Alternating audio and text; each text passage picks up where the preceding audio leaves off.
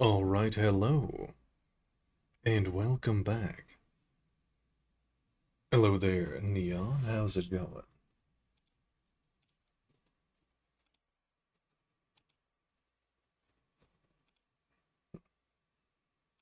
Oh, hold on. The capture card isn't working. Give me a moment.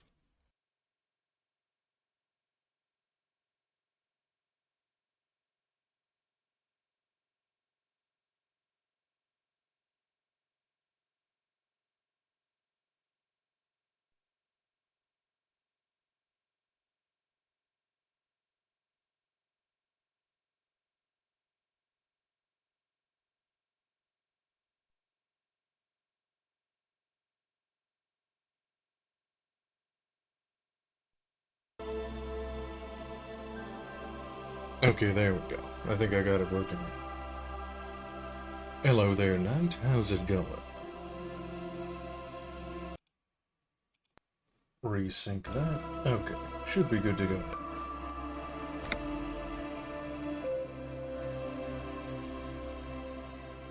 Alright, so we're about 12 hours into the game, and we just started day 2. It's gonna be a long one. As usual, I think the last time I played this, it took about 3 weeks to beat the whole thing.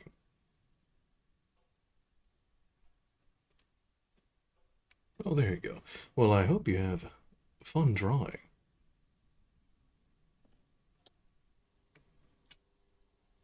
It's a pretty long game. It's mostly if I wasn't such a slow reader, it probably would go faster, but I'm pretty slow and I like to be thorough when I play this and do all of the side stuff. The mirror. A mirror hangs on the bathroom wall. In it, your face, adorned with the expression.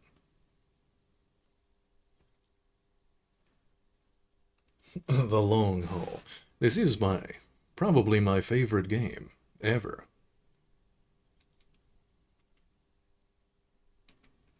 If you don't know, this game was made by, well, originally the writing team at least is made by a bunch of like Leninist, very politically attuned leftists. I very much like that. They had this falling out with the company that made this game called Zeum or Zeum that made this, and as in a very ironic turn of events, the greedy capitalists ruined the ruined the game basically. Yeah, big Zam.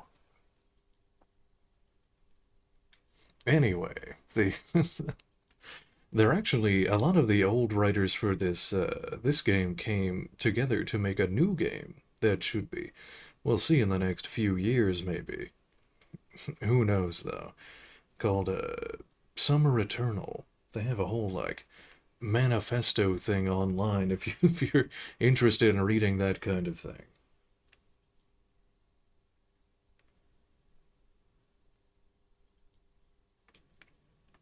All right, let's see. We have Encyclopedia. 28% plus one heard about the band. Oh, big. Dig deep into your mind to locate the source of the expression. We have electrochemistry attempt to stop the expression from happening. Interfacing challenging 3% minus 10 tool not in hand. Use your chain cutters to fix the faucet. Stop the steam from fogging up the mirror. Hold on, let me equip the chain cutters and see if I can pass this skill check here.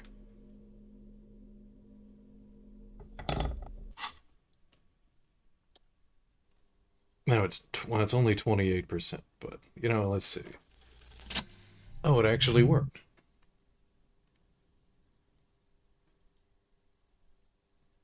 Oh, Summer Eternal. If you look at it on mobile, it looks really cool. They really stylized the. Actually, I haven't looked at it on desktop. I've only looked at it on mobile, but the mobile version is very stylized, and It looks really interesting. Interfacing. The faucet is quite terribly mangled, but you just might be able to twist its parts into place. Wow, I leveled up. You handle the chain cutters deftly. Applying just enough pressure, the faucet regains recognizable shape. The steam stops. I told you that you needed those chain cutters. Everything is connected. Everything has a purpose. The mirror begins to clear slowly without you having to wipe it. Still just 28%, and then this only went up by like 5%. Plus 2, no more steam. And let the mirror be for now. I don't think the others are gonna work. How many cigarettes do I have left? Oh, I picked up this too. Oh yeah, the drugs. I forget how you say it. Pyrolidon. Pyrolidon, I don't know. Plus 2 to Psyche, minus 1 health, uses left 4. A pretty little puck-shaped cap of purple liquid that can bring anything from hot flashes to military-grade psychosis. With sufficient tolerance, however, it can make any weather feel balmy, if only for a while. I only have 3 uses left for the smokes.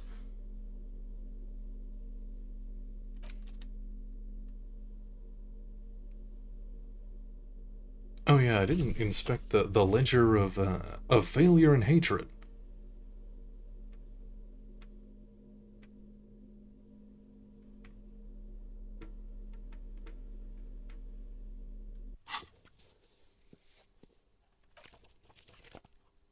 Brown, white, yellow. Does it have anything? Actually, it doesn't have anything else in it for right now.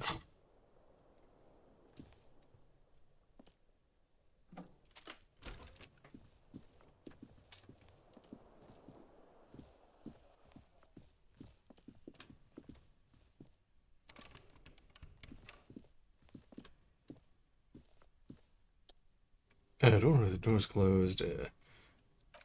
Okay, I don't need to go in there yet.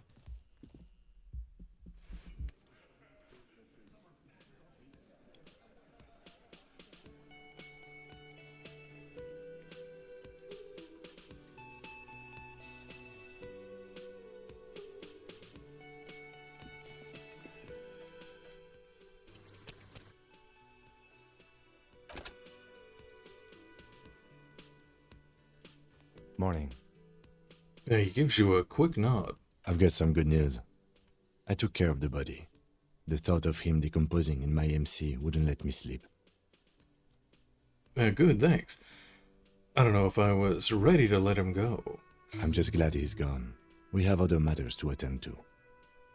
The Union muscle finally turned up, and they look rowdy. We need to talk to them. Why do we need to talk to them? What do you mean, rowdy? Are these the men Guard told us about yesterday? I completely forgot. Sorry, I had a rough night's sleep. It's them by the looks of it. Loud and nasty, just like the manager said. One loose thread less to worry about, and one big problem to replace it. Why do we need to talk to them? Everything points to the dock workers' union. The belt used for hanging him, tracks in the mud, the circumstances in Martinez, my preliminary information. Which may, of course, all be wrong. But we still need to talk to them, and it won't be easy. What do you mean, rowdy? I mean ungovernable. Martinez isn't exactly enthusiastic about the RCM being here. They prefer to be policed by the union. These men here, men who drink beer for breakfast, there's talk of an armed wing of the union called the Hardy Boys, who are responsible for said policing. I think it's them. There are so many of them. Maybe we should call in reinforcements. That would just escalate tensions. No captain would sign off on it. Solving one murder isn't worth a conflict between the RCM and the Debarders Union. In fact, even the death of 2 detectives might not warrant an all-out war. So let's keep a cool head, okay? Half-light.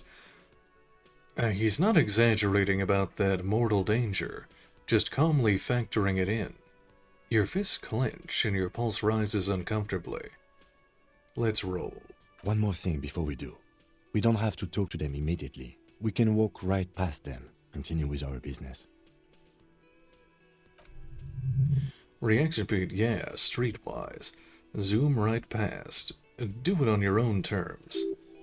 Logic, but aren't you curious to know what they have to say about the murder? They're in no hurry to leave. They think they own the place. Anyway, I leave that choice to you. Whatever you decide is fine by me.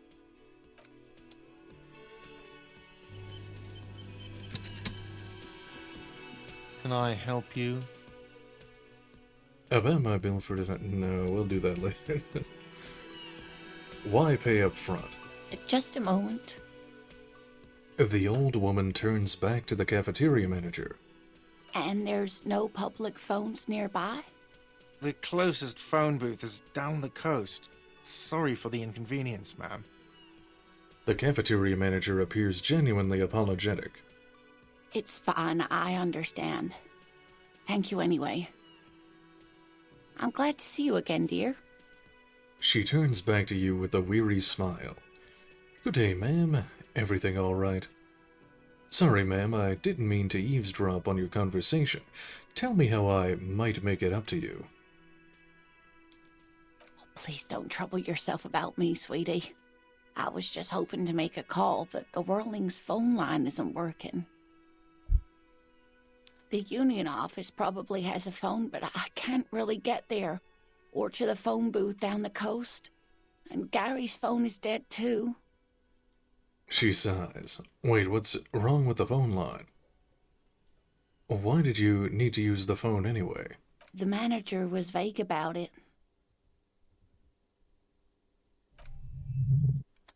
Interfacing. Why would he be vague about the phone problems? This is something to look into later. Ask Guard, maybe. Why did you need to use the phone anyway? To let the young woman who's house-sitting for us know that we may be delayed. Morel, my husband, and our friend Gary were supposed to get back by Monday night, but they're still missing, and I haven't heard from them. I was also hoping she'd heard from Morel. As she looks down. Okay, I'll bite. Has your husband gone missing before? This sounds like more of a side thing. I need to take care of my main thing, then I'll get back to this. That's just it. This isn't like him at all. He always plans his expeditions so carefully. Shivers. A cold breeze hisses through dense thickets of reeds. Something sweet in it. Some somnambulant. A damp chill goes down your spine. When you look around, you're still in the whirling in rags. Oh, occasionally you'll come up with a a voice line that doesn't get voiced for some reason. Okay, but you have more things to worry about. She glances out the window towards the bay. What is this expedition your husband was on? Just some field work, sweetie. Morel is a highly trained scientist. He and his assistant Gary are studying an extremely rare species of insect. But they should have returned by now. They were just going down the coast across the water lock to set a few traps. He said they'd be back on Monday. What could be keeping them? Oh, wait, who's this Gary person? Do you trust him? Oh, sweetie, it's nothing like that. She smiles. Gary's as loyal as they come. I trust him with my husband's life any day. Are they in a rough neighborhood? There's a nameless old fishing village nearby, but we've never had any trouble there before. There is a lot of crime around here, isn't there? I can't say it's the best part of town, but I wouldn't worry too much about a pair of grown men traveling together. Inland Empire. Do it. Find your husband. This will surely lead to a cryptozoological mystery that extremely rare insect. Conceptualization. Some fringe scientist, some fringe science is exactly what's needed right now. Spice up that vanilla murder investigation. This sounds like police business. I'll help you find your husband, except. Are you sure we have time to go chasing after bug hunters just now? I did suggest we play it cool, but... It's just a little side thing. We'll do it down the line. I've already given my word. I'm honor bound to uphold it. I've got a premonition that this missing scientist is connected to our main case. I think it should be good to take a break from the hanged man for a little while. It's just police work. Premonition. I sincerely doubt it. Still, I suppose it won't hurt to keep an eye out. Oh, thank you, officers. Truly, I'll be right here if you come across any sign of Morel. The water lock on the canal is broken, so your husband is probably just stuck on the other side of the coast. Oh my. What happened to the water lock? Probably just some technical problem. Well, whatever the cause, I'm thankful. To both of you. You've spared me another sleepless night. That reminds me, I'll have to look at the thing outside. I know why the water lock is actually broken. You're welcome, ma'am. I hate to ask, but if your investigation takes you to the other side of the coast, please do keep an eye out for my husband. And if you see him, let him know Lena is waiting for him here at the Whirling. He gets so tangled up in his work that he may not know the water lock's been repaired, and it's cold out there. If I see him, I'll let him know you're here, when or if I get there. Oh, you're such a dear. Thank you, sweetie. Okay, so your husband is some kind of a scientist? Oh, yes. A zoologist. A cryptozoologist, to be more precise. What is cryptozoology? It's a pseudoscience that attempts to legitimize research into mythological beasts and urban legends. The lieutenant sounds unimpressed. That's one opinion, yes. And people are entitled to their opinions. My apologies, ma'am. I did not mean to undermine your hobby. It's not a hobby, dear. It's a subfield of zoology, one specializing in animal species that are so exceedingly rare that many assume them to be extinct or even fictitious. Searching for such species called cryptids is difficult and often thankless, and frankly, many scientists are too lazy to do it. Universities these days are rarely interested in supporting real research. Empathy. She's completely internalized her husband's struggles. They are her own. Tell me more about moral. Luke's character, your relationship. Oh dear, I'm not sure where to begin. What does your husband look like? Well, his expression is slightly grumpy, but his eyes are always bright and curious, like a small boy's. And his palms are quite coarse from all the field work, but he's quite gentle. Empathy. It's always a challenge to describe the person you know best in the world.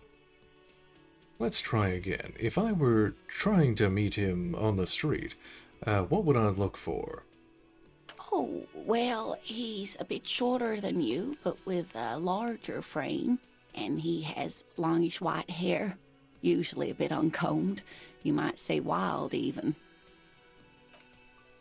The lieutenant pulls out his notebook and begins jotting down the woman's description. One other thing, he'll likely have all kinds of field gear on him, even if he's not out in the reeds, just in case. How long have you been married? We'll be celebrating our 16th anniversary this autumn. Not the most numerically satisfying anniversary, but I like the less obvious milestones even more somehow. How did you two meet? via dating agency, I'm ashamed to say. I was looking to get back into the scene after recovering from my accident, and he'd just divorced. We hit it off, and, well, here we are. As she smiles wistfully. Reaction speed. She's skipping over some important parts. Perhaps you'll find out more later. I think I have all the information I need. Let's I move on. hope I've been useful. Tell me more about this rare insect your husband is looking for. Oh, sweetie, it's fascinating. But I shouldn't bore you with entomological minutiae. Minutiae. The lieutenant gives you a sideways glance. No, I want to hear about the insect. You're right, I don't have time for the insect facts right now. Let's talk about something else. No, tell me about it. This is very important to the whole game.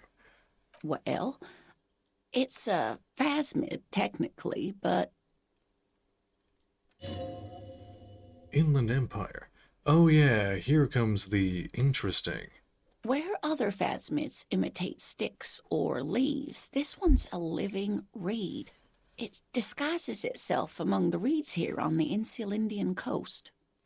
Hence its name, the Insular Indian phasmid. Perhaps you'll end up co-discovering the phasmid with us, officers. As she looks at you in the eye and nods thoughtfully. Half-Light. There's a touch of awe in the way as she enunciated the creature's name. I knew it. We're gonna be chasing made-up insects with cryptozoologists. It's not made up, officer. I can assure you. It's simply elusive, so much so that most establishment zoologists doubt it exists at all. What makes you think the phasmid is around here? Well, some teenagers making out in the reeds saw one. They didn't know what it was, of course, but there was a brief article in a local newspaper about their encounter with a ghost insect that looks like the reeds. Gary sent us the clipping. So a newspaper clipping is all the evidence you have? Of course, most phasmid sightings turn out to be false alarms, but their description matched the Insular Indian phasmid perfectly, and they didn't even know what they were looking at. So is it dangerous? Not at all. Why else would it hide itself so carefully? Is it valuable? Oh, I doubt it. No one gets into cryptozoology for the money, sweetie. Does it have cool powers? Yes, it can blend in almost perfectly among the reeds. It's how it stayed hidden all these years, centuries even. Okay, and what's so special about this stick bug then? Oh dear, I'm afraid I'm not explaining this very well. It is very special. The woman's face flushes with embarrassment. Morel can explain it all much better. I wish you could hear him describe it. Then you'd understand, I'm sure. About your pin. I hope you were able to pawn that old trinket. I decided not to pawn it. You should have it back. Oh, thank you, dear.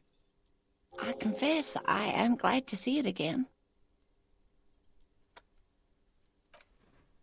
Even the lieutenant seems happy with this turn of events. Now, what else, sweetie? Let's see. That's all for now, ma'am. Hold on, I want to make a save here, because I want this to work. Oh, hello, dear. There you are again. Suggestion, 42%, +1, less worried about husband. Maybe you could convince her to tell you about some cool cryptids. Success. There's really no point in manipulating anymore.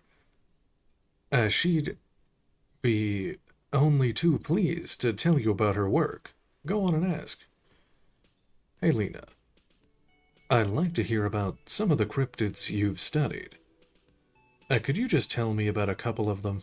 Oh, I'd be delighted.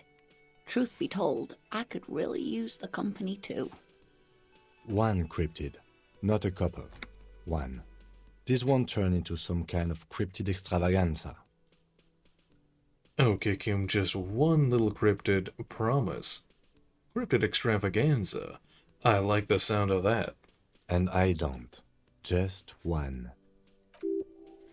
Encyclopedia. Whoa, tough choice there. What's the biggest cryptid? What's the tiniest cryptid? What's the most dangerous cryptid? Are there any invisible cryptids? This has been educational. Sadly, we need to discuss something else. Alright, what's the biggest cryptid? That would be the giant of Kokonur. She says so if it's as if it's common knowledge. The giant lives in the most arid parts of the vast Kokonur Desert in South Samara, casting a strange light across the barren wastes. Wait, what do you mean, strange light? Mirage or psychogenous luminance. And just how big is it? No one knows for sure. It is like an awful mountain appearing from below the horizon and expanding to cover almost a third of your field of vision. Is it dangerous? The towering luminosity of Kokonur is a bad omen in local folklore. Some say it's a fata morgana, others, fate unimaginable. Hooey. No animal can be Hooey. that large. It's a mirage. That's what makes it so peculiar. A species surviving at the very limits of scientific law. The giant of Kokonur must be the largest animal the planet can support. There are limits, you see, to how large a metabolism an ecosystem can beget. Some say a gravity anomaly below the Kokonur Desert might allow the creature to grow to these gargantuan sizes. Inland Empire. Great. This is great shit. You need more. Conceptualization. Gravity, anomaly, digging this parascientific stuff right here. What's the tiniest cryptid? Hey, you promised you'd only ask about one cryptid. But Kim, don't you want to hear about another cryptid too? The lieutenant pauses thoughtfully. Ah, fuck it. Let's have more cryptids. Well, the smallest cryptid is the Cryobacter catlensis, a unicellular bacterium. It was discovered in one of the northernmost points of Katla on the Boreal Plateau by renowned geologist Caitlin Mijanou some 70 years ago. And what's so special about it? The bacterial colony Mijanou found had remained alive while frozen in ice for longer than anyone could reliably estimate, certainly from before recorded history. Mijanou disappeared shortly after injecting herself with the bacteria she had brought back to study, no doubt in hopes of prolonging her own life. Wait, she injected herself with it? Yes, the bacteria had survived in the ice since times immemorial. It is not hard to see where she could have gotten the idea. It's actually a little hard to see. But do go on. He looks at her skeptically. You mean there's an immortal geologist wandering the world? Yes, and she's quite mad, too. After she treated herself with the bacteria, she stopped aging, but also became increasingly eccentric and irascible, so that even her oldest friends were forced to pull away. We can assume that she has been living somewhere in the wilderness for decades now, all alone except for the Cryobacter catlensis coursing through her bloodstream. Oh, well, there's I more thought stuff. we'd Let's see. agreed on just one cryptid, sweetie. But you're... Oh. But this is so much more interesting than my real job. Just one or two more, please. Can't say no to that. Well, the smallest cryptid, the Okay, bacteria, hold on. Mijanou disappeared I shortly don't understand. after injecting herself with the bacteria she had brought back to study, no doubt in hopes of prolonging her own life. I don't understand. Why would you prolong your own life? Being alive is terrible. I intend to live forever too, as a symbol. As she was preparing for the end times, She wanted to witness and record the twilight proceedings. Mortal bacteria, immortal geologist, that's too wild. The twilight proceedings. Mm-hmm. Miss Janou did talk about the end of the world a great deal before her abrupt departure. Everyone thought the bacteria had driven her mad, but she really was a brilliant woman. Maybe the Cryobacter catlensis allowed her to see something no one else could. What's the most dangerous cryptid? The gnome of Jeroma. Good God, no, not the gnome. The gnome of Jeroma, that sounds terrifying. That doesn't sound too bad. Oh, yes. None of its victims survived. Grieving relatives never even found their bodies because the gnome's venom dissolved organic tissue. No, the gnome, it's Keemstar. No. What did this cryptid look like? It Looked was like Keemstar. reportedly a small creature with webbed fingers and a protruding forehead and an ungainly little thing. Quite scary to look at. A couple of campers found it when it was already dying. They heard an odd wailing in the woods and followed the sound. They were scared and wrapped it in tarpaulin to suffocate it.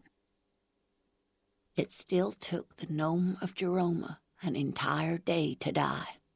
If the body of the creature was found, why aren't there detailed illustrations of it in science textbooks, confirming the existence of this very little species? Alas, the first scientist who got his hands on the creature's corpse put it in a jar of formaldehyde, thinking that would detoxify the gnome's venom. Instead, all the venom leaked out of the creature's teeth and into the surrounding liquid, dissolving the creature itself. A poetic end, perhaps, but a real loss for science. She says mostly to herself. Are there any invisible cryptids? What an interesting question. And the answer is yes, there are. Oh, here we go. The Col de Mamadaqua. Of course. All fairy tales have someone or something invisible in them. You're right, Kim. It's childish, but I need to know. Shush, Kim. She's gonna tell me about the invisible cryptid. What is it? It's the Col de Mamadaqua. Its name means thin whisper of sound, and that's precisely what it is. Self-replicating sound waves, invisible and intangible. The Col de Mama is very afraid of us, which makes it incredibly difficult to track. What does it, sound like? Could it be here? Look around you. Right now. What evidence is there of the animal, being a sound? Why is the Mamadaqua so afraid of you? Like nothing, it's such a high-pitched sound that us humans can't hear it, nor can other animals. It could be ringing right outside your window and you wouldn't even know it. Could be anywhere. Everywhere, even. Fine, I'll bite. How can an animal be a sound?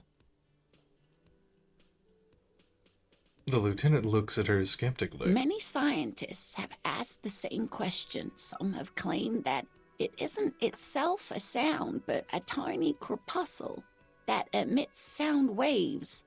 But there's no evidence to support this theory. Could it be here? It could be. As I said, it could be everywhere. And we wouldn't know any better. It could be ringing all the days of our lives and nights. Half-light. Maybe it's predatory. What if it's predatory? It's not. Don't worry. If it were predatory, we would have found it by the damage it inflicts. I wouldn't be so sure. What if the damage is also invisible? What evidence is there that the animal's being a sound? Plenty. It's the evidence that led to its discovery.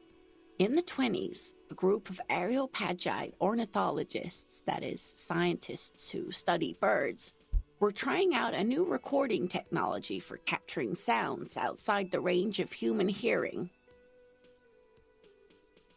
When playing back recordings they had made in the foothills of the Ea mountain range, they noticed certain anomalies, patterns that seemed random at first, but on closer examination were consistent with the waveforms of songbirds. Songbirds. Just nod eagerly. The scientists soon discovered they could track and even predict what appeared to be feeding, mating, and migration patterns based on sound waves in a strictly delimited range of ultrasonic frequencies, even higher than those of the highest pitched bat calls. They realized that they had discovered a new species and called it the Coldamamadakwa, after the Paracanassian name for the voice of God, which is said to be very silent. Wow. They grew quite obsessed with these little birds. Even though they couldn't see them, they could distinguish among individual birds and even began to name some of them. Name them. Sequester, Time, Joscan. Those are but some of the Mamadakwa they followed individually. Why is the Mamadakwa so afraid of us? That is a sad story. A group of university students assisting with the field work in their enthusiasm for the project, and no doubt because they were preoccupied with impressing their professors, nearly drove it to extinction. Extinction? They tried to communicate with it and had no other means but sound. So they started sending out sound waves at frequencies they thought might match the Mamadakwas. And what happens when a sound wave meets another sound wave of the same frequency, dear? They cancel each other out. They amplify each other? I don't know. Well, dear, they cancel each other out.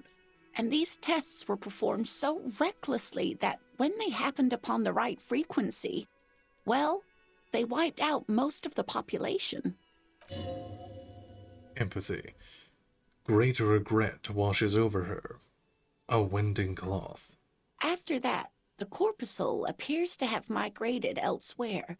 There have been recordings of anomalies similar to those spotted in Ea, but they've been few and far between.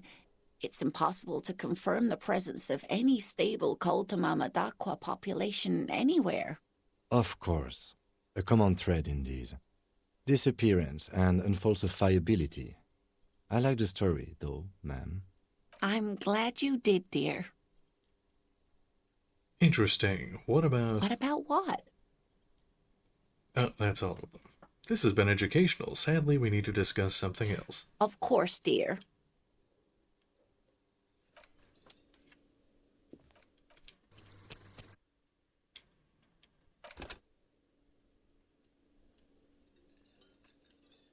Can I help you? Oh, he doesn't have anything. Some other Another thing. thing. What is this? Great. I love those. God, I saw a sign that said I couldn't go into the kitchen. Why can't I go in the kitchen? What are you, a cook now? That's none of your business. Maybe I am a cook. I have a search warrant. But there may be something pertinent to the investigation in the kitchen. But I'm really hungry. And want me to make an exception for you? You're not even a hostel guest till you pay your outstanding bills. Fine, okay. The kitchen is closed until 1 p.m. because the cook is working. You can snoop around after that, if you must. So the phone line is dead. Yes, and the phone company is taking its sweet time sending someone to fix it. Losers. He shakes his head and adds, that's pretty strange. Is it true that there was foul play? Who told you that? Alina? I would never disclose my source. That would be dishonorable. It doesn't matter. I just want to know who you suspect. Fine, yeah. It looked like someone had messed with the wiring. It was shortly after the hanging, but I don't know if it's at all related. Plenty of arseholes around here who aren't murderers. If you do find out who cut the line, though, let me know, so I can forward them the repair bill. Yes?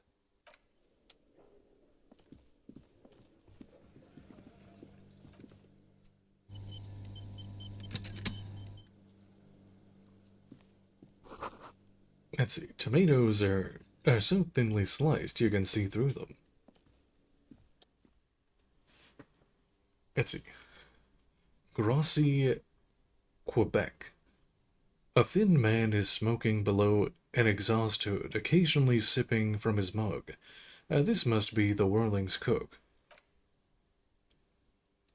As you step in, he nods towards the table and says something in a completely foreign language.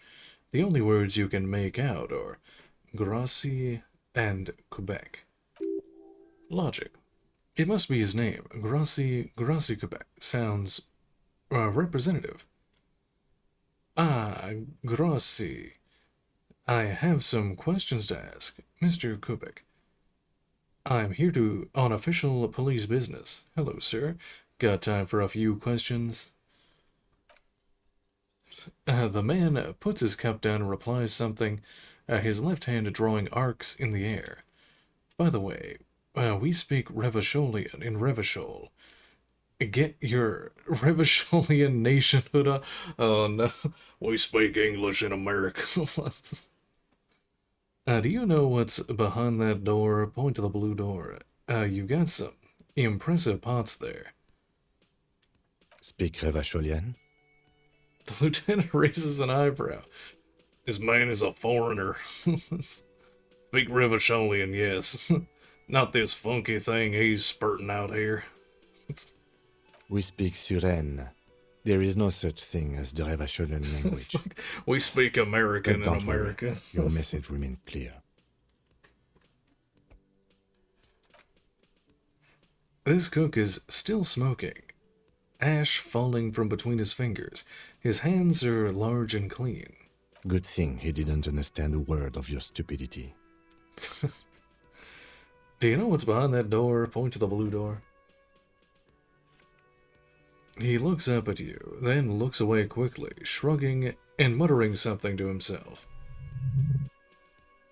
Composure. Shrugging is an international sign for, no, I don't know what's behind that door. You got some impressive pots there. He smiles and bangs his ladle against each of his pots in turn. Conceptualization. It's almost like music, especially with the sounds of assorted dishes boiling and simmering on the stove. Don't think I need to say anything. That's it. Now, normally, you can ask him to, like, cook, or maybe you do get it, but I know it doesn't work for the traditionalist playthrough. You get, like, he gives you some, like, borscht or something, and it's like a permanent stat buff, but I don't think I get that here.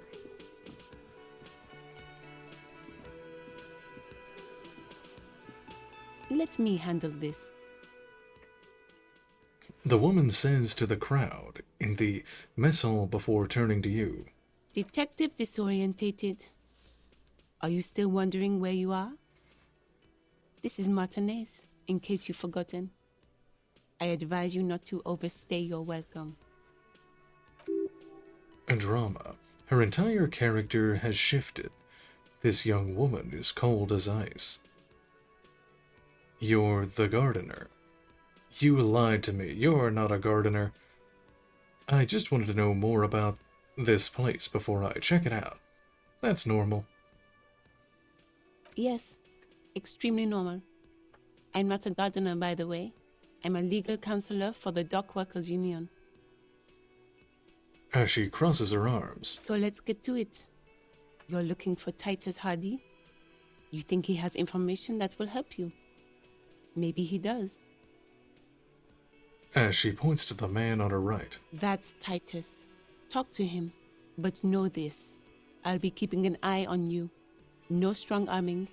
Nothing official. The District of Martinez does not recognize your authority to make arrests. It doesn't matter if you recognize our authority. We will make an arrest if we have to. As she says nothing, her glare speaks for her. Logic. Could this be the Miss Buford that Easy Leo mentioned?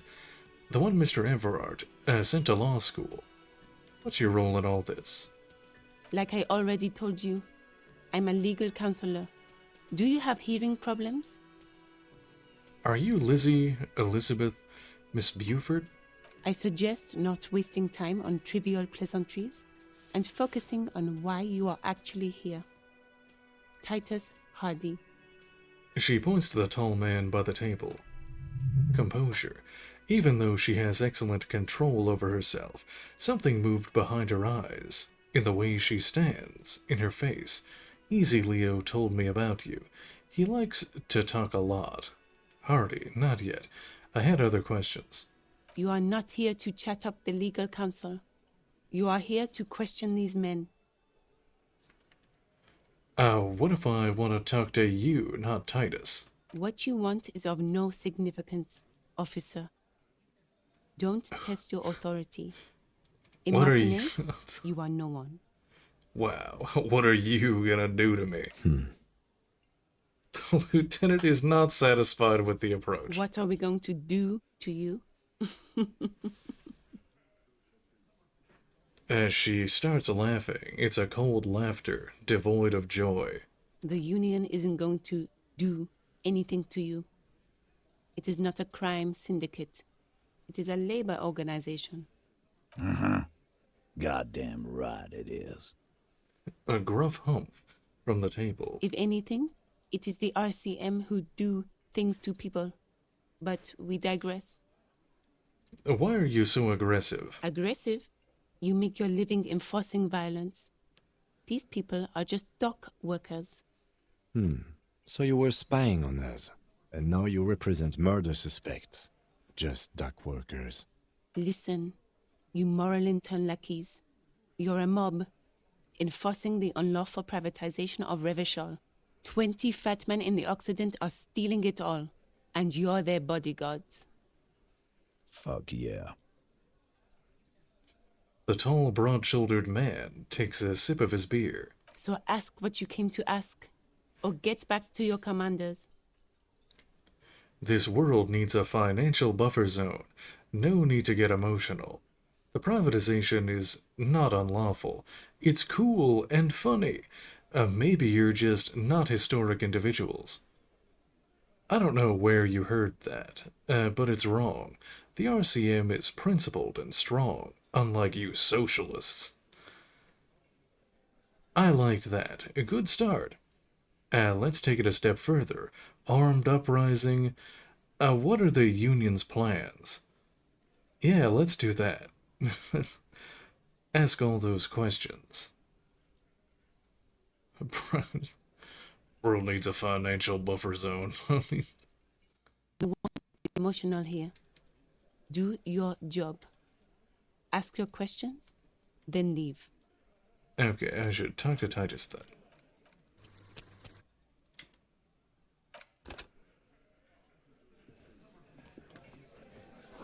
Let's see. It's a bowl. There's spit in it, reeking of tobacco.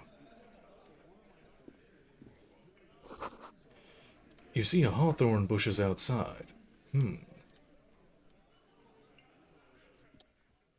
Cafeteria window. Behind the dock workers, a ceiling-height window. The hawthorn branches scrape the glass like bony fingers. Inland Empire. The men are talking, but you swear you hear those black limbs tap on the window as the wind blows outside. Squint. Or perception sight, let's see, very low, 3%, -12. It's not time yet, +1 mysterious door scene. Heroic, look out the window, or squint. There's a little slide panel up there. To let some air in. No need to open it in the spring. It's still too cold outside. Inland Empire. You're not so sure about that. Somehow, you just know there's something out there, behind the glass. There's something out there. Yeah, your mother. No, you got me. Conceptualization. It's not a very good mother joke, but the room still laughs. something about those mother jokes just works. Damn, plus one, plus one, Inland told you. Let's see, revert your gaze.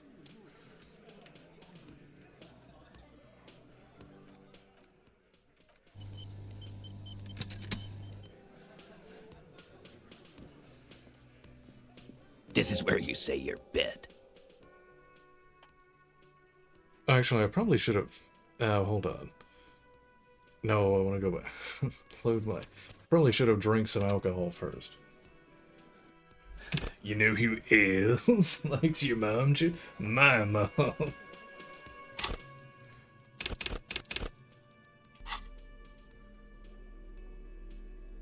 Oh, I have it. Oh, wait, no, I don't. I have the chain cutters equipped. Where's my alcohol? Oh, there it is. Which arm is it, right? It is. Yeah, it is right. Okay.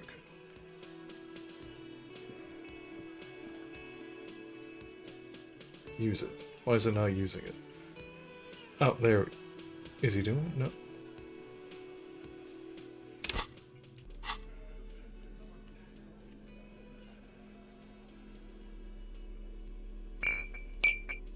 No, I want to use the booze. Hold on.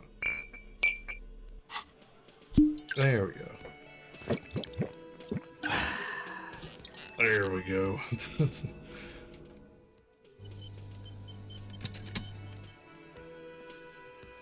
This is where you say your bit. And let's see. Interrogate the vigilantes. A broad-shouldered man points at you with a beer can. Detective. Let's see. The lieutenant acknowledges you with a sharp note. He's leaving it to you. Don't see anything yet. First, we need to talk about your attitude. We need to talk about the man hanged out back. Don't see anything yet. Hey, dipshit. You hard of hearing or something? The boss man's talking to you.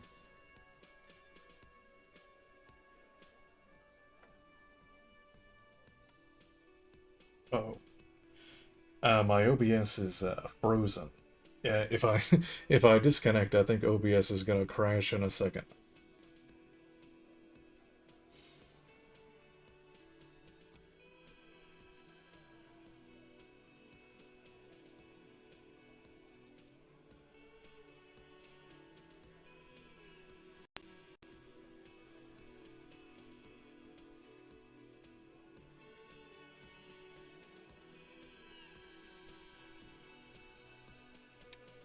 Okay, I think I fixed it. Okay. It says I didn't drop any frames or anything. Okay, let's continue then. Actually, let me resync it just to be sure.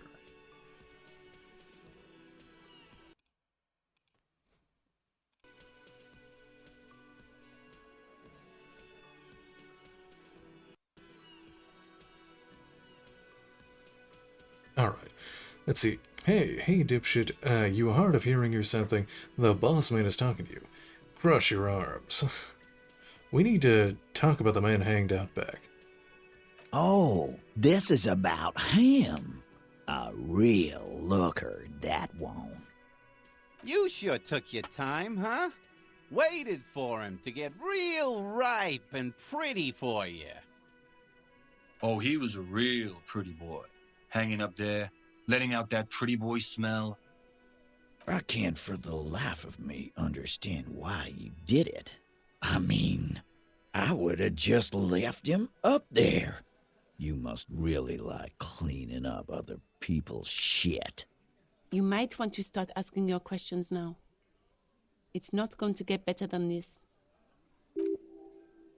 Visual calculus. Do a head count first. Connect these men to the tracks you saw in the yard. Chances are they're going to match. Scan the room. Starting from the right, right boot size 44. Blonde man in his 30s, overbearingly masculine. Let's see, Theo. Sitting to his right, standard working boot size 45 or 46. Eldest in the room, probably mid-50s, smoker, quiet. Elaine, cross At the other table, hobnailed working boots, a size 43, gang tattoos, mask or Samaritan in his late 30s, early 40s, pain threshold. A systematic burn on his neck, resembling the letters Los Los. As he tried to burn it off, leave that life behind. And then, standard working boot, steel reinforced toe, size 46, the big dick, wide at the shoulders and lean at the hips, rugby cap, fingerless gloves, and numerous scars, a little under 40. Perception sight. The emblem on his vest says Rowing Club. A little patch below it says T. Hardy, Captain. Eugene. In the far corner, standard working boot, steel reinforced toes, size 44. 40-something, non-alcoholic beverage in hand. You squint. Is that a plectrum? Where? And the little guy? On his neck. Forget about it. It's not important. Drama. Let's call this one the musician. And the little guy? Size 41. With the light step. Not a child after all. An older man with a rat face. Mean, watery eyes and 2 front teeth missing. Fat Angus. In the middle, heaving and wheezing, big guy, a boot size 46. Deep marks, probably carried the victim over. He alone is 130 kilos. Add the man in armor, and you could easily exceed 220. Visual calculus. In conclusion, these 7 are the actors on the crime scene. The footprints were theirs, but there's a discrepancy. One of them is missing. The odd soul. Exactly. You've stood there for about 4 seconds, not saying anything. Hit them with questions. Where's the 8th Hardy? The fuck is with you, fella? Titus is staring at you with his head tilted.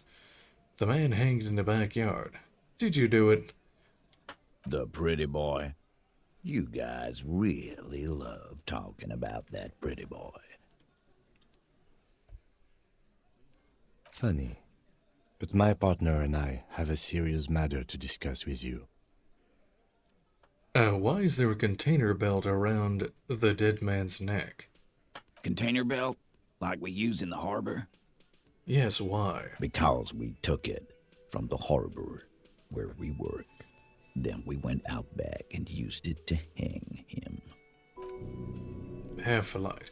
As he speaks, his fists contract, going through the pulling motion again, savoring it. We did this. Together. All of us. Until he was dead.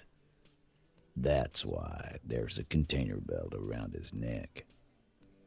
He looks you dead in the eye. Aha. So you just confessed to murder. That's it. The game's over. We got the perpetrator. Goddamn right. No. These 7 honest men have equally come forth. They told you what happened so that you don't waste any more of your time.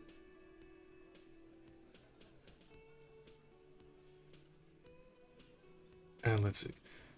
You murdered him just like that. No remorse. Who called the shots that night? Then when did this hanging incident occur? Why did you kill him? How did you kill him? How did the bullet in his head factor into this? We hanged him up by his neck until he got real still. Wasn't that obvious, copper? Didn't they teach you anything at the cop school, idiot? The autopsy showed there were no ligature marks. His hands were not tied. Can you explain that? We... Look, I'm not gonna play 20 questions with you, capo. I'll say it again. We killed him. Yeah, I knocked him out. Came up behind him and clubbed him in the back of the head. He went down like a sack of sand. That's right, lawman. And then we hanged the fuck. Mr. Tats, what did you use to knock the victim out? My fucking elbow, copper. Samaran boxing style. Where did all this action take place? Right fucking here. The fucker started coming to our bar, asking for it. Let's see, things aren't quite right here, are they? Composure, 42% +1, strange answer to the tied hands. Success. Titus is solid as a rock, and so are a few others, but first, tell me who's solid.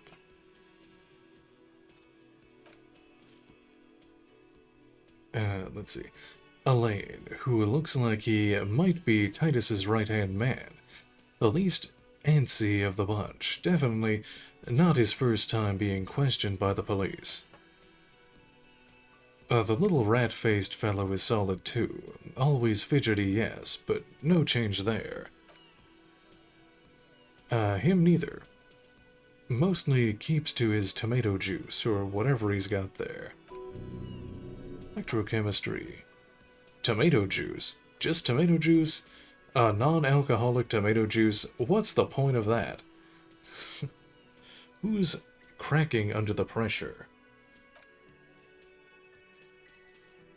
This one. He's sweating profusely and has difficulty breathing. They've smartly kept him out of the conversation thus far. Definitely the weakest link in the chain. Endurance. A single sentence would wear him out. He can't take the length of the questioning. Keep going long enough and he'll crack. Hey you, turn to the big guy. You having trouble breathing over there? Let's see, there's something you're not telling me. Let's see. No. He looks startled. His forehead shiny from sweat. A few coiled locks are peeling out from under his warm woolen hat. Of course he's having trouble breathing. Just look at how fucking fat he is. Oh no. Fuck off, Shanky. Angus is a powerful guy. All muscle. Composure. Keep your eye on this powerful guy. Sooner or later he's going to break like a piece of twig. There's something you're not telling me. And fuck you, too, copper. Picking on Angus like this. We're done with this schoolyard shit. And just so you know, he doesn't have trouble breathing. Empathy. His all-muscle comment wasn't sarcastic. He's genuinely trying to look out for Angus. Composure. This one is a stone wall. You won't get more out of him about the night of the murder. Not yet. Like what, copper? You murdered him just like that, no remorse? How many people have you sent to the Shays? Ever felt remorse for them? Or send them to Reunion to rot. For 20 years. For life. He says it as if it were worse than dying. Yes, but those were all bad people, criminals, the scum of the earth. Look, I'm just doing my job, that's all. What we do is different. We enforce the law. You just kill people like it's nothing. Honestly, I drink so much, I can't really remember anyone I've sent behind bars.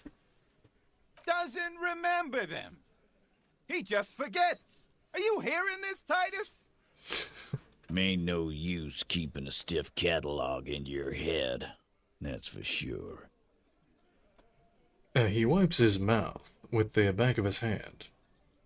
Who called the shots that night? Are you deaf? There will be no singling anyone out. You can't arrest a Hardy Boy without arresting all Hardy Boys. Do you think you could do that? Do you think you could arrest them all? Yes. Address Elizabeth. I don't have to. One of them was more complicit than others. Address Titus. No, but seriously, who calls the shots around here? Who do you fucking think does? Point at Titus. You do. You give the commands. Point at Elizabeth. I thought she did. Point at Fat Angus. The biggest animal dominates the herd. I'm guessing it's the big one. Bow to the bearded man. Gangs are usually run by the oldest, most venerable member. Point to the harbor. Everett Clare runs the union. You answer to him, right? You keep him the fuck out of this. We have autonomy. It's all on us. Everard runs the union. I run the Hardy Boys. When Titus Hardy says he runs the Hardy Boys, he means that in an administrative capacity. On that night, everyone acted as one man. Then when did this hanging incident occur? You don't have to keep answering his questions. The fixer turns to remind Titus. I know, Lizzie. Relax. We killed him last Sunday night. Seemed like a good way to end the week. How long had you known the victim? Known him? We don't associate with scum like that, asshole. Yeah! Who do you think we are? Quiet. He came around about 3 weeks ago when that Pines cow first sailed into town. Happy? By the Pines cow, you mean Joyce Messier, a representative for White Pines? The same company you're striking against? No. I mean the Pines cow. The stupid-ass cow they sent in to fuck us over. But you know what? He rubs his chin, pretending to mull it over. Why don't you ask her about the pretty boy? I'm sure she has interesting things to say when you ask her hard enough. That's enough insinuation for today, Titus. Officer, your interview is drawing to an end. Don't waste your last questions. Why did you kill him? Why? 'Cause he was worthless mercenary scum. And he stepped out alive in my town. So he was a mercenary, that's it? And he stepped out of line. He repeats, jaw clamped, shut like a vice. What kind of mercenary? The kind that shows up when you start a strike. The experienced kind, too. Had Cohoy and Semenine written all over him. Ex-Oranese Special Forces. A live grenade, right here in our bar. The man spreads his arms. Empathy. This one has a special gripe with him coming here. I can't prove it, but I know he was sent by the Wild Pines. They hire merc shit like that. Story of every strike from here to Samara. Hold on. How do you even know he was in Special Forces? 'Cause one night he walked straight up to the mic and said, "I'm RNA's goddamn Special Forces, and I'm gonna fuck you all." Really? Yeah, really. Had a gin and tonic up there, sang some RNA's paratrooper song, and said he's gonna fuck everyone. We couldn't believe it either, but he fucking did, right there. Like some kind of animal. Conceptualization. This is a serious violation of the karaoke code. Right, but what did he actually do wrong? Okay, besides crimes against karaoke, what did he actually do wrong? Wrong? That's enough He to hang him. harassed women, raped one, Harassed workers. Threatened to kill some as a warning. He wipes spittle from his mouth. Empathy. There's slight unease in him. Suddenly, he regrets mentioning rape. To kill us all, if we don't open the gates, if we don't let the scabs in, if we don't bend over. And that was before he started coming here. Yeah, he said it was his favorite joint now. Started coming here every night. Drinking, grabbing girls. Grabbed one of ours mid-karaoke, right there on the stage. He grabbed someone? The lieutenant is trying to make sense of this flood of information. Yeah, this girl's on the mic. A beautiful girl, young. Gets into the second verse of Lover Lake. The fucker grabs her legs, starts screaming. Show me your cunt! Why don't you show me your cunt? Then, he gets knocked on the head with a wine bottle. Doesn't even fall down. He shakes his head in disbelief. Was this the same girl who said was sexually assaulted, raped, you said? Okay then, now, about the man you killed. Aren't you fucking listening? My man is talking to you. He took care of it. They got the girl out before anything else could happen. Yeah, me and Eugene got her out. Aren't you fucking listening? He repeats like a parrot. Right, but who did the rape then? This is a very serious allegation. No, you're not getting a name. That's a Martinez matter, and I'm not discussing it with you clowns. Volition. There's nothing you can do for now. He's stonewalling you. How does the bullet in his head factor into this? Huh? A sip of beer makes the surprise go down easier. There was a bullet in the dead man's brain. Why was it there if you hanged him? How the fuck do I know? Anyone could have shot him. Target practice, maybe. Another sip. He's tight-lipped suddenly. This line of questioning is over. You got the cause of death already? Hanging. If there's any post-mortem trauma, it's your problem. This will not turn into a cross-examination. Why don't I just arrest you? Step closer to Titus. So maybe I probably shouldn't do that. Let's see. So what are you gonna do now? Conclude the questioning. Nothing. Your investigation here is done. Leave Martinez, go back to your stations where you belong. I think we're going to stick around, thanks. Some things don't add up here, Titus.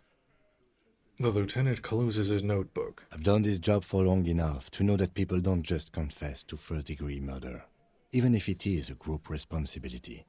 We're going to look into this. Good luck with that. You've heard everything a rent-a-cop is gonna hear from us, real law officials. You're lucky you didn't get a beating. Does he want to talk about the hanging then? Still haven't explained the bullet that I found in the head. Found 8 sets of footprints, but there's only 7 of you. Where is the 8th Hardy Boy? Authority 3% establish authority. Found 8 sets of footprint. What are you talking about, madman? There's no 8th Hardy Boy. There's 7 of us and we're all here. He sizes you up. Or what? You want to be the 8th Hardy Boy? We ain't hiring.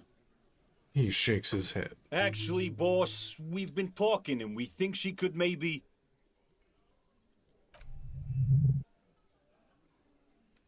Reaction speed. She. So there's an 8th Hardy, and it's a Hardy girl. Who might it be? Elizabeth the gardener? Shut the fuck up, Glenn! I do the talking here. Now what the fuck do you want, cop? So let me get this straight. There is an 8th Hardy Boy. It's a she, and you don't like us talking about her? That's right. We're not talking about this. This is a private Hardy Boys matter. Nothing to do with your shit. End. He points at the lieutenant. You're not cops here. Don't go digging around if you don't want a bullet in the back of your head. I'm watching you. Good. We are all watching each other. Officer, your question. Esprit de corps. There's no point in pushing it further, he thinks. This is already a victory. We'll learn more about this eighth Hardy sooner or later. Let's see. Still haven't explained the bullet I found in his head. You still on about that bullet? A bullet in a hangman's head. You're right, Copper. That is mighty curious. Indeed, mighty. How did it get there? The lieutenant is fixed on Titus. Well, there are so many bullets in the world, and so many heads. I guess it's only logical. At some point, one of them bullets had to end up in one of them heads. It's bound to happen again, you know? Just statistically speaking, of course. I'm gonna ask you again. Why was this, show them the bullet, in the victim's hand? I think the hanging was a cover-up for the shooting. Why did you guys shoot him? Wow! He's got it in a real evidence bag and all! Why don't you go home and log it into evidence? These men have told you what happened. I think the hanging was a cover-up for the You know shooting. what I think? I think he was shot in the head as a kid, and his brain grew around the bullet. Around the bullet, man. That's a good one. Elaine pinches the root of his nose. Empathy. They're only pretending to enjoy this. Beneath the act, they don't like you knowing this. Did you guys shoot him? Shit! I probably did shoot him. I was drunk last night. You guys know me when I'm drunk. Yeah, Glenn likes to shoot his guns when he's drunk. Better hope he stays sober. No, he meant before he was hanged. Did you shoot him before you hanged him? Before? After? During? This is getting ridiculous. They told you what happened. Stop wasting your time. Don't worry, we'll figure this out sooner or later. Never been worried in my life, lawman. He crosses his hairy arms, having forgotten his beer for a moment. Logic. It's not like you blew it wide open, but there's a little crack in there, somewhere. Okay, it's still only 3%. Plus one strange reaction to bullet, plus one disgust the 8th Hardy. Gonna take off now.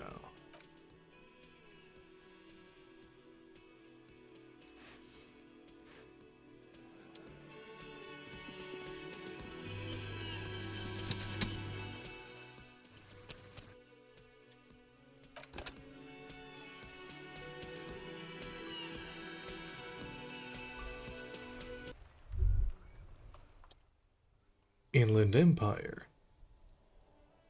Was that? Could it be? The Col de Mamadagua?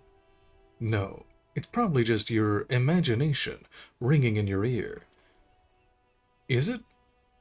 Is there a ringing? Listen more closely. There seems to be an extremely high-pitched ring, ultrasonic. Lena said it was very high-pitched, right? It's like something tickles your ear. Perception hearing. Honestly, your ear isn't hearing a whole lot. The distant hum of the industrial harbor, the traffic. But admittedly, there is a high-pitched noise somewhere there too. But then, isn't there always? Kim. Wait, Kim, do you hear a high-pitched noise? No, I don't hear the Coldo Mamadagua. He knows. And neither do you. Of course, he doesn't. He's deaf. Listen closely first. There it is again. You're about to rediscover a long-lost species. Keep listening. It must be very close. Maybe, just maybe, it will come toward you. physical instrument. What are you doing? You're a police officer, not a pansy ornithologist. The only birds you should be looking for are healthy women of childbearing age. Oh no. Okay, move your heads towards the sound. Inland Empire. Oh no, the sound. It's moving away. Somewhere, over there. Go after it. No, too late. It's gone. There is no ringing anymore. It's just the sound of the streets. No, come back, please. Listen more. Go then, leave. Leave like everything else. Don't.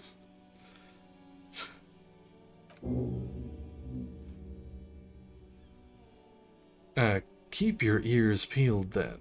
If the species really has migrated to Martinez, you're sure to hear it again.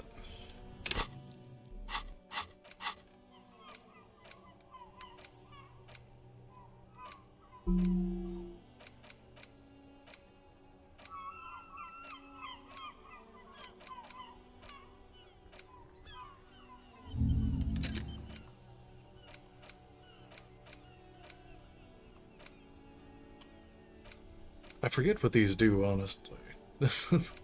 What the bonus you get after is. I do have 2 skill points.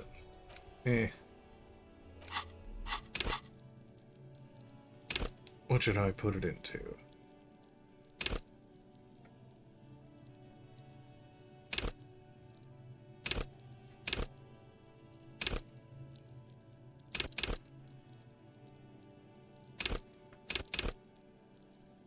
Some more half-light, I guess.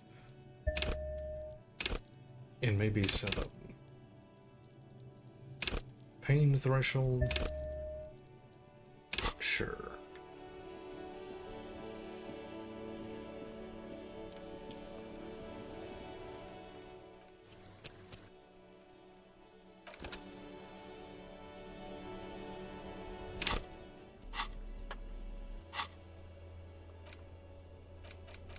Alright, let's see. What do we got? Tuesday, prove your authority to Titus Sardi. Find more of the cryptozoologist and find speed and sniff it. Well, I have speed. I could, let's see. Oh, wait, no, I don't. No, I have that one, that other drug. Run the number on the victim's armor. Oh, yeah, that's right. Let's go over here. Get the armor number.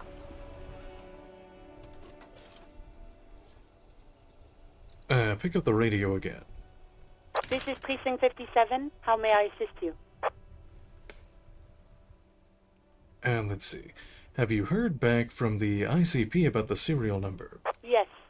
The armor was produced by Fairweather in their facilities in Betancourt, sur la Clé in 42.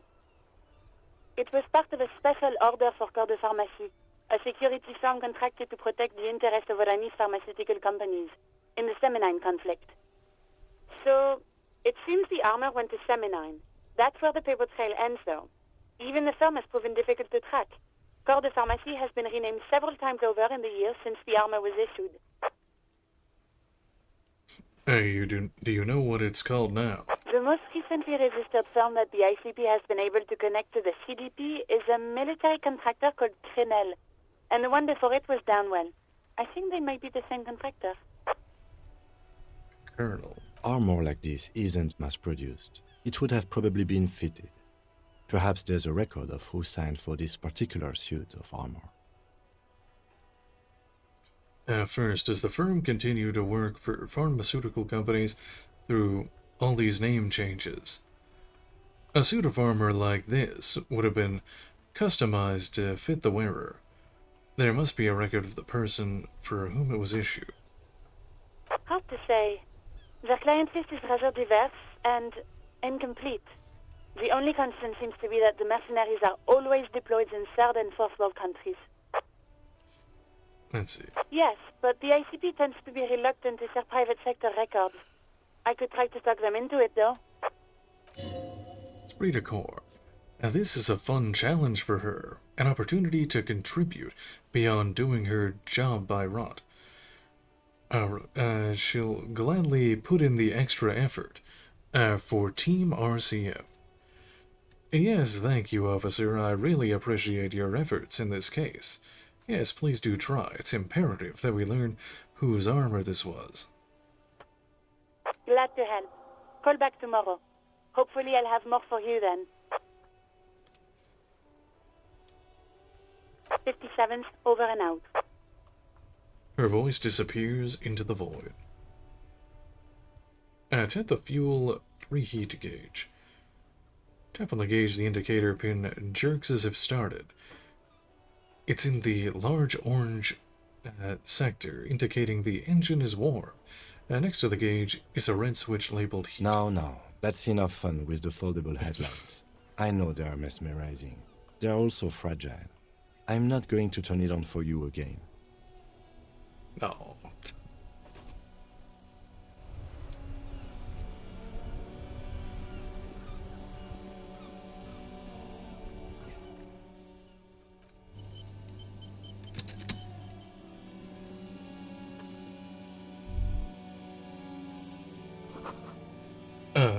The book appears to be erotica, but without actual erotica.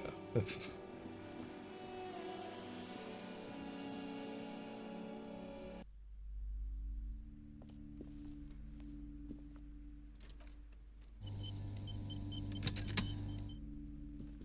Welcome to Crime, Romance, and Biographies of Famous People. My name is Plaisance. The clerk extends a greeting. Be welcome, and please take responsibility for the energy you bring into this space. Inland Empire. A golden pendant hangs around the woman's neck, in the shape of what looks like a tiny fish head trapped in amber. Before we go on, you seem to be well off enough. Can you give me some money?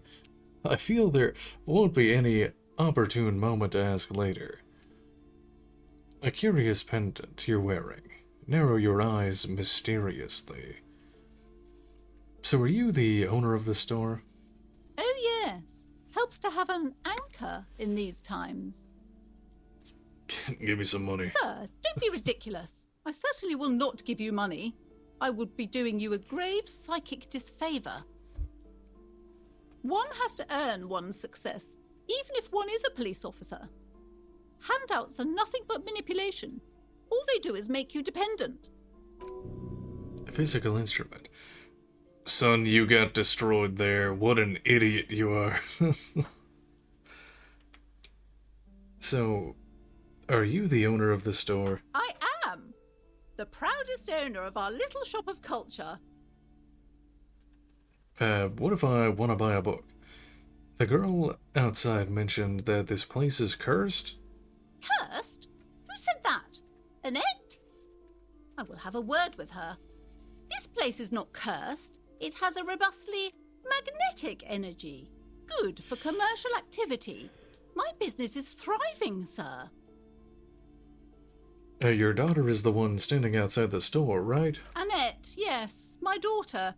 I hope she wasn't slacking off again with her nose in science fiction.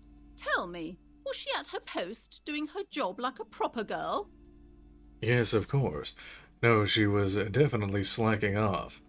It doesn't matter. Now, tell me something else. Yes, of course. Wonderful. Did you talk to her?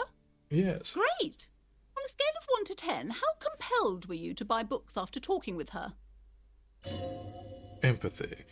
Her opinion of her daughter depends on how well she lured you into the store. All right there, Knight. You have a good night. Let's see, 10. She's certainly very polite and helpful. 5. I felt some interest. Oh, there you go. Well, I hope you enjoy. Let's see. 1. Not impressed. I'm not going to grade a human being. I don't do that. 5. I felt some interest. I guess it's better than nothing. She'll have to try harder next time. The way you're handling her strikes me as wrong. Annette is quite a trooper. She's a great value add. Here to dismantle the free market and abolish child labor. I know you're trying to be nice, but she really needs to try a bit harder. No one gets anywhere by being average. I'm not raising a financially negligent woman. Okay, let's change the subject. What if I want to buy a book? Then why are you talking to me? Everything is on the shelves to browse. Don't you feel compelled to buy anything? See those shelves there? Go. Be drawn. So what types of books do you have? Everything is on the shelves. Take a look yourself. The shelves compel you, don't they? Alright, I'll take a look then. Farewell for now, book peddler.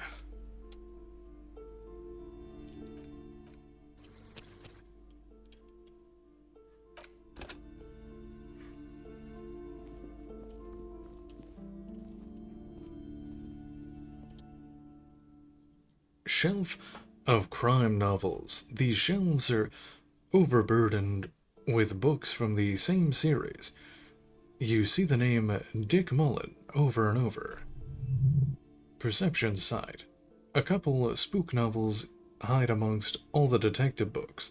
Thrilling tales of spycraft and adhering. Do.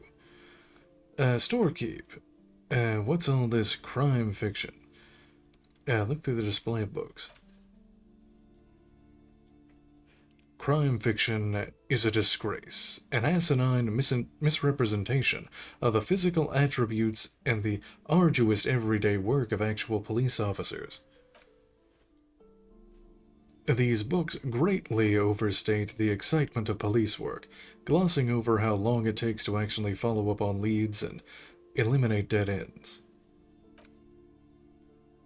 What's more, they completely ignore the physiological hardships of the psychological hardships of year after year coming into contact with people during the worst days of their lives. Not a single mention of all the stress this work creates upon the officer's family. Detective fiction just doesn't tell the truth at all. Now, would you like a list of the books found on the shelf? Sure thing.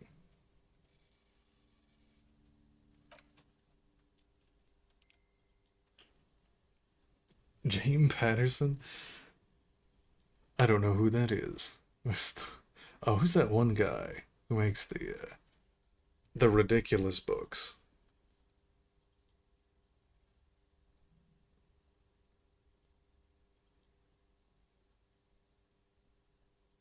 Chuck Tingle, that's it.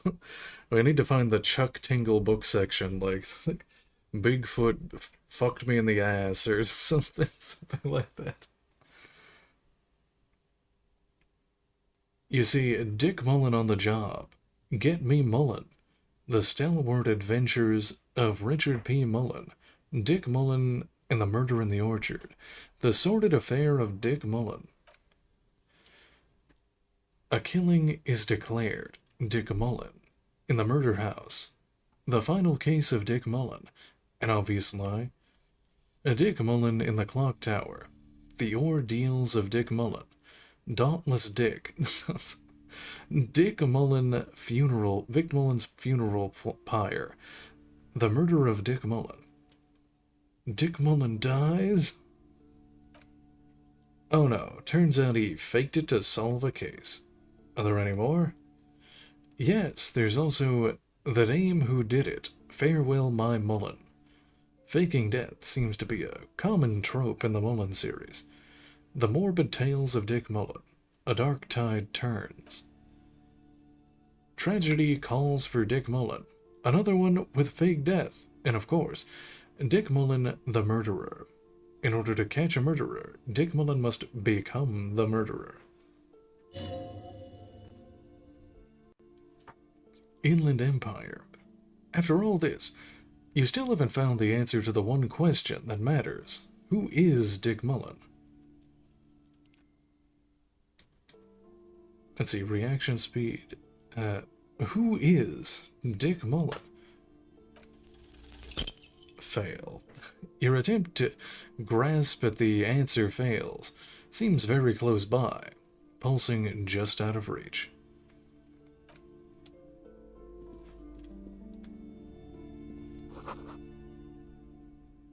It's a tome of fascist magic, rather candid. A quaint picture book, a brochure, very colorful.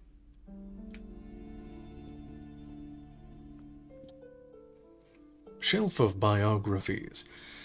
The plaque on the bookshelf reads, Biographies of Famous People. You see a large variety of names, none of which ring a bell. I look through the display of books.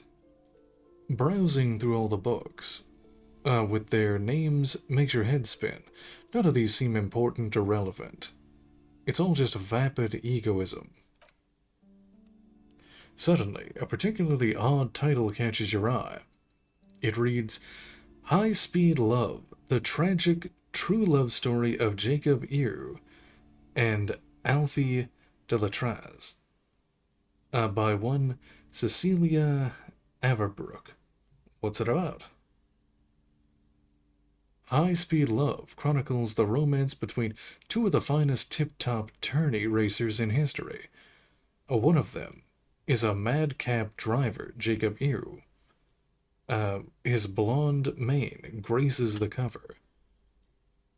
Next to Ewe's life story, you see a slim biography of an Occidental rock star called the Anti-Star. He's famous for shooting morphine into one of his eyeballs and cocaine in the other. Next to that, Revacholian radio personality Guillaume Beffy stands in front of a rundown drug den. He's a permanent fixture on Channel 8, reporting on real-life crime and ruining cops' days. I really must insist you buy one of the books. Reading them is not for free. Do still browse, though, but not too long. Oh, he's like one of those types that pumps out so many books. That's oh no, is another Chuck Tingle type. What is Chuck Tingle up to nowadays? Let's see his latest releases real quick.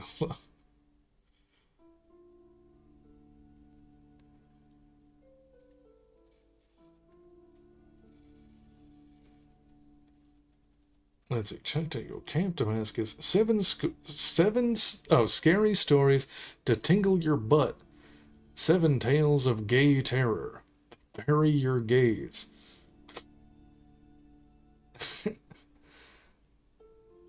Space Raptor Butt Trilogy.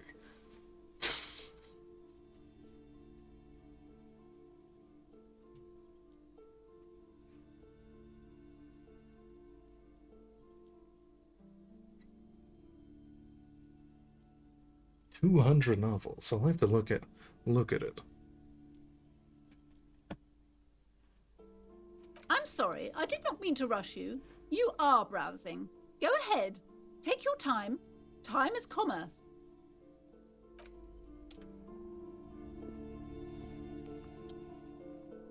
The map wall.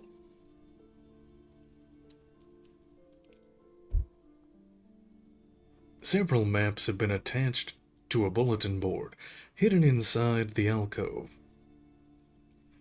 They're held up by small pins. The board came loose from one corner. The maps look old-fashioned and faded. Your eye catches a map of Insolent, a map of Revachol, and a map of Martinaise. Look at the map of Insolent. Indeed. This larger map displays archipelagos. You see a constellation of small dots on the light blue emptiness of the Insulintic Ocean. The largest in the northeast is Lacayo. You were here. Another, far away in the southwest, Seminoles Islands. Ile du Fantôme. What else? Ozon, Laurentide, Face à la Mer archipelagos, North Arcade Islands, all just specks of dust on the vastness of the Insulintic. On the edges of the map, the color fades into a blur of dotted lines, black and white. Inland Empire. In the northeast, a dust mite stands on the north coast of Caillou, in a bookstore. It's you. Shivers, radiating outwards from you, the suzerain Revachol. With a radius of 80 kilometers, still the crown jewel of this Isola would be barely visible. Squint first. Can you see cities on the island? You can. On Caillou, Revachol, a single black star. On Ozan, Bond de l'Air, and Vermandoux.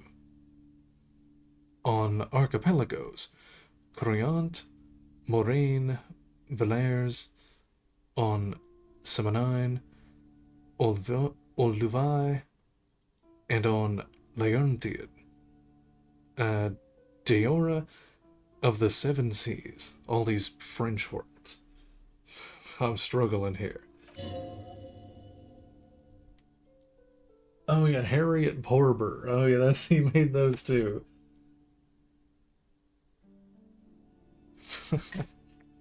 oh, I messed it up. Hold on. Let me resync the.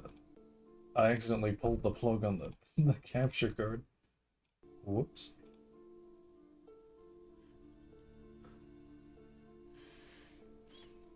Empathy. Lost little pearls of light. Tiny fires in the dark. Look at the edges. Hold on, what book have I? I wrote it down recently. Where is it? Book I read recently. I read Stolen Tongues by Felix Blackwell. It was pretty good. And Left Right Game by Jack Anderson. Both horror stories. I like horror. Let's see, look at the edges.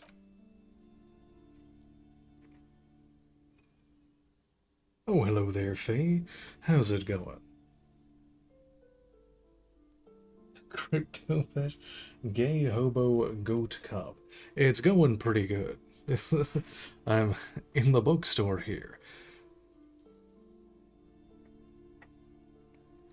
The ocean breaks apart into a tangle of cosines and animus, all pointing into pale nothingness. Mundi, the north azimuth.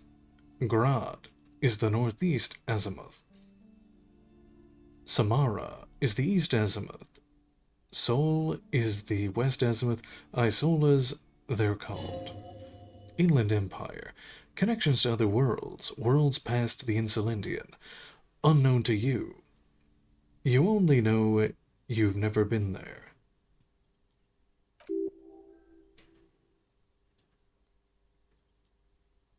Oh yeah, I'd recommend those.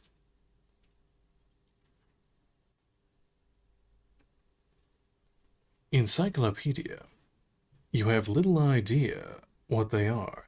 Distant stars, gods?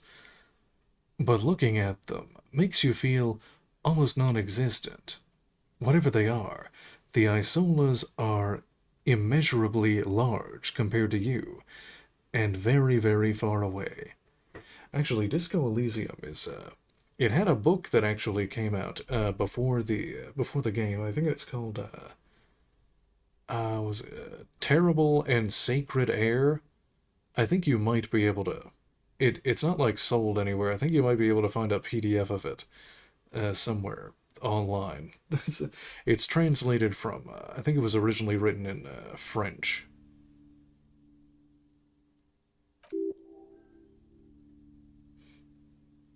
Well, yeah, it's just a lot of, laying a lot of the groundwork for what, a Disco Elysium is based on.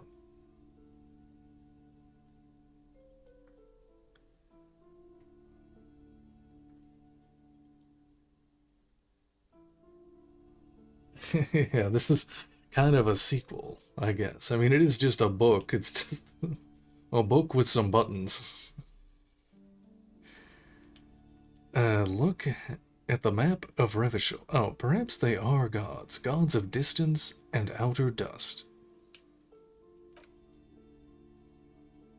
Map wall. The north coast of a verdant island is shattered by the delta of a river. It is the River Esperance. Esperance. Countless bridges put the shards back together, connecting city blocks to river islands. La Delta says a great artificial heart in the center, teeming with life forms and construction. To the east, rolling hillsides, Le Jardin, Stella Maris, the suburbs of Saint Baptiste, swallowed up into the megacity. They sound rich to you. This is Revachol East. And west of the river, Curon. It's somewhere to live, not bad. Then there's Jamrock. It's bad. People shouldn't live there, but they do. Then Farborough. It's almost as bad, and much larger.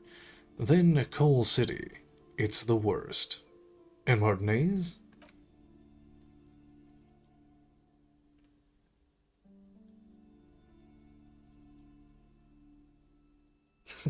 Well, they're leftist. They took time out of their busy schedules of writing theses and arguing on Twitter, old Twitter, to write this game.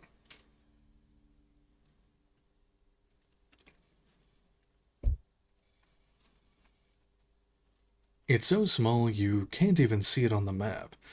No, wait, there it is, north of Jamrock. The strip of coast next to the Greater Revachol Industrial Harbor. It looks downright despondent. It's almost Coal City, to be honest. It's like a leftist will get angry and write a dissertation the length of the entirety of Disco Elysium. Shivers. No, Coal City is worse. A charred limb. A rain falls on its slick black streets. And then there's a burnt-out quarter in the heart of Jamrock. It is cold in this bookstore. Or is it just you? Volition. No. Oh, hold up.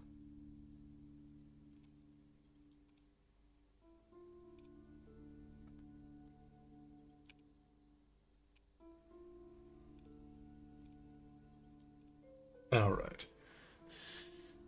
No, this is somewhere to be.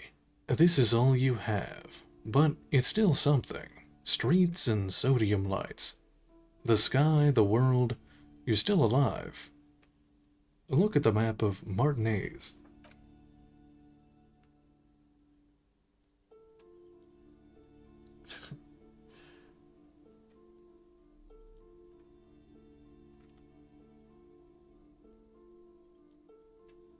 Oh yeah, I've seen that. That's a classic, classic Twitter post.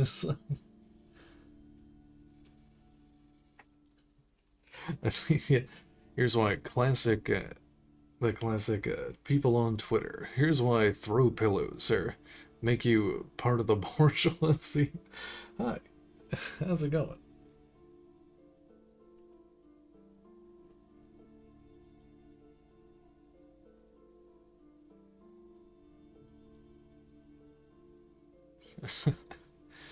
And let's see, it's not really a map, it's a tourist thing.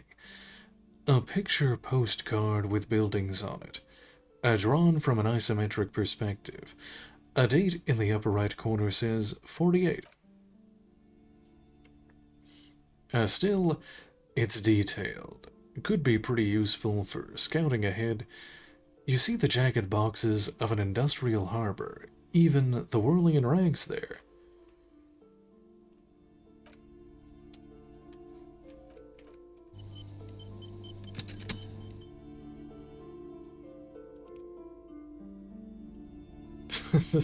Buy these. See, another boring book just discarded here. A shelf of paranormal books. This bookstore is not strictly about crime, romance, and biographies of famous people. There's also a wide range of paranormal literature. Look through the shelf.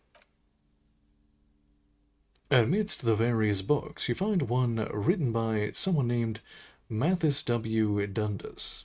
It's about wholeness, unity, balance. The point of the book, and many others on the shelf, is to give us medicinal advice in situations where they don't have access to paid health services. Also, it was written by an American. I got it. How does that work?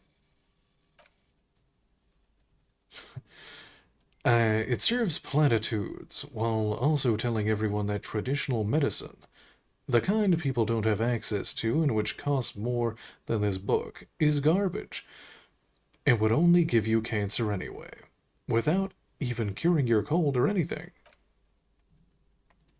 Wholeness, unity, balance, on the other hand, can basically take care of anything, though it is important to note. When it's up to your mind to heal yourself, then it's because in your mind, you're still ill in the first place. Does the book say anything else? The book features chapters on topics such as how to find magnesium. It even lists plants you can harvest magnesium from. How to continue drinking if you're an alcoholic who has destroyed his liver, and the granola cup, hippie cup. There's even a chapter on the ancient Saray's tradition of using duck gallbladder preservatives to treat and prevent sexually transmitted diseases. Pre and post factum apply. Nothing worth buying. Inland Empire. This is just mundane garbage. What's even paranatural about this? Let's see. Find something truly otherworldly.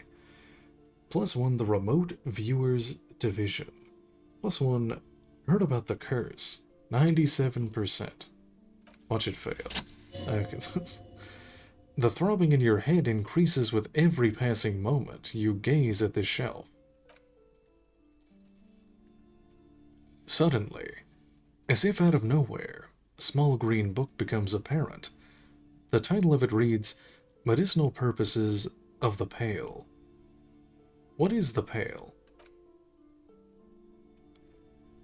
The book contains very little explanation on the matter. This knowledge seems to be taken for granted. I think you'd have to read Terrible and Sacred Air to know what the Pale is, I guess. What's this book about?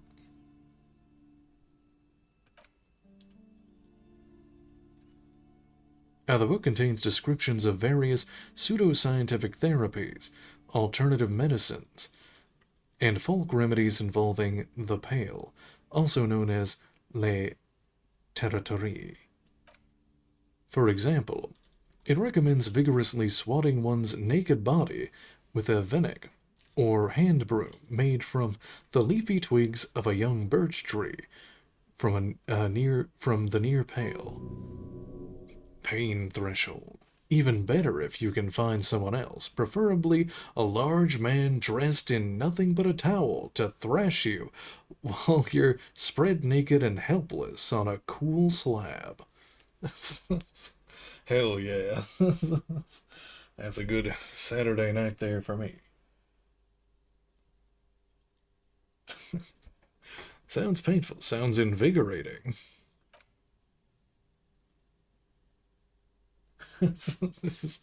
Yeah, we're the closeted gay cop. Is it, and good for the circulation too. Let's see, what else? It also recommends consuming distilled spirits like vodka or whiskey that have been aged in the pail. Readers are instructed to cover these jars in a shallow hole, but just inside the pail, and leave them there for 30 to 60 days, depending on the potency desired. And what does this pale-aged liquor do?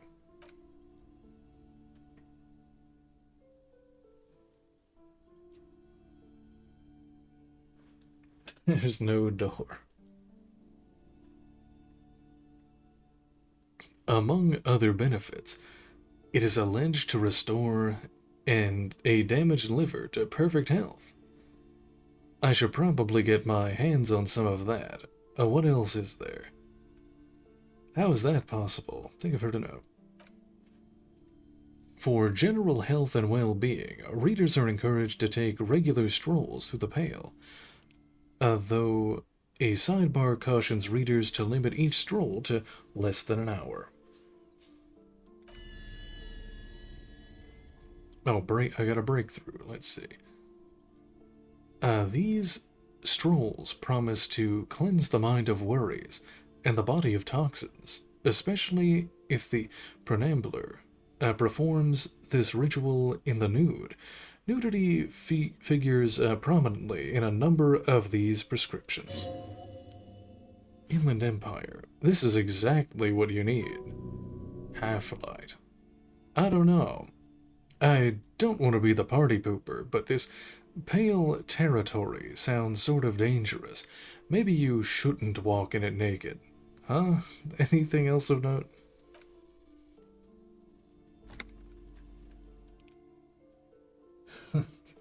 The pale is just lead poisoning.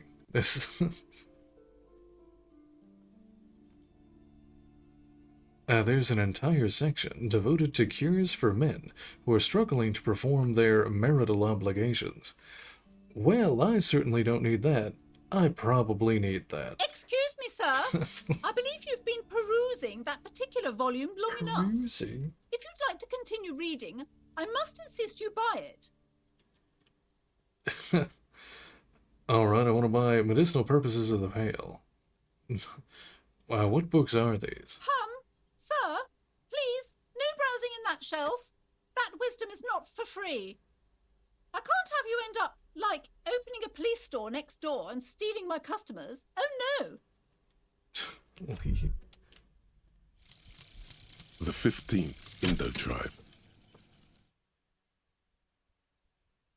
Because there was. The 15th Indo-Tribe was comprised of 8 kids from Forberg and North Jamrock, running from wild dogs in the valley, hiding scents under rocks, and stealing clothes off clotheslines, and sometimes even the copper wiring of phone lines. You may have been one of them. This must be a childhood memory. The 15th Indo-Tribe was your Indo-Tribe, set to rule in Celinda. The rest of the kids are dead now. Car accidents and drug overdoses. Only you remain. Let's see, bonuses. 10 cents for every green orb clicked. Learning cap for savoir-faire. Raised to 6. How long do the other ones have? Revish, the fascist one. It still has about 3 hours left. And then the Cold Amomadagua is 6 hours, 6.5. Oh yeah, I don't think I read it. You heard it, the mysterious Cold Amomadagua. You're certain that you did. Well, maybe not quite certain, but let's say you're hopeful, because it would make you very special to be the only human being who can hear this invisible, incorporeal bird. This animate whisper, this particle of sound. You're going to have to keep listening. Sharpen your ears.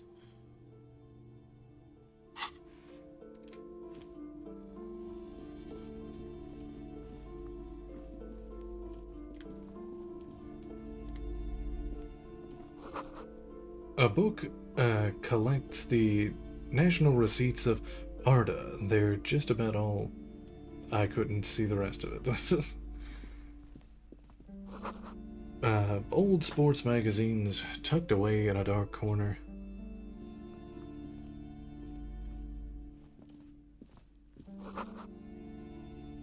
Gift books and molten candy.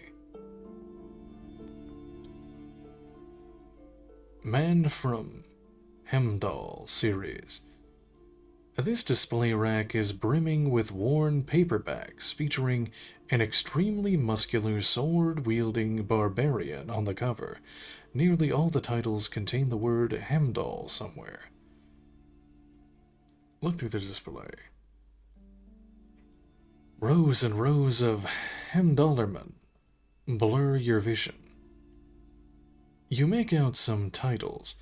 Man from Hemdall and the Mammoth Riders. Man from Hemdall, Return to Hemdall, and the Slopistic Man from Hemdall and the Hemdall Man.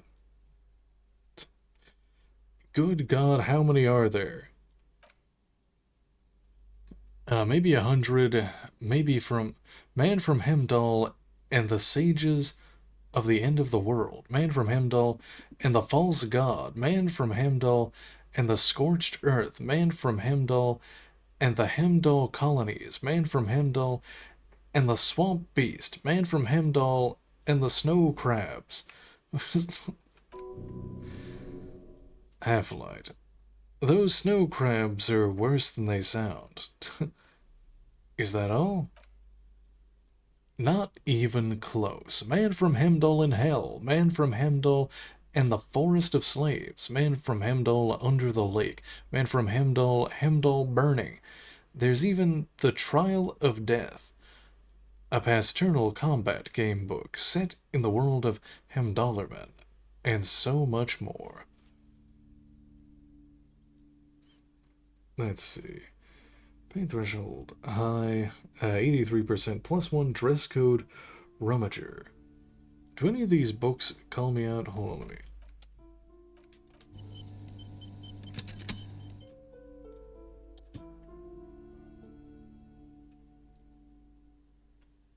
Oh no. Not JGO.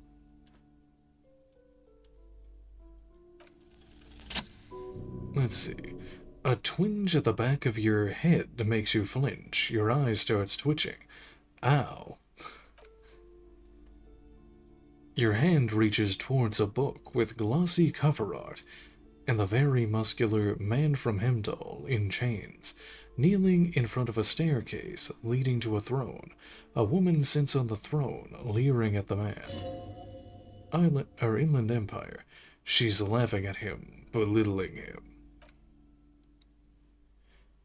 Between the throne and the Hemdallerman lies a bonfire, casting shadow on the wall. The shadow of the woman's headdress looks like a pair of devil horns. The title reads, Man from Hemdall and the Devil Woman. Aren't all women devil women? Especially those leering types who seem to wear nothing but an armored bikini. There's also some sort of a snake lizard beast slithering around her abdomen, chest, shoulder region. Conceptualization. It's symbolic of vice and sin. The display rack before you is burdened under piles of Man from Hemdall novels. See, I want to buy The Man from Hemdall and the Devil Woman.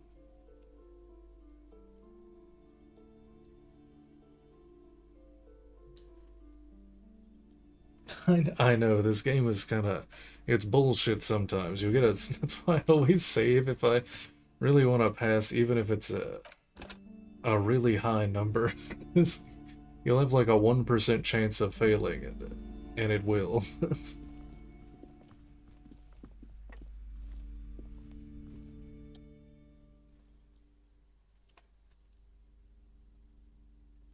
Let's see.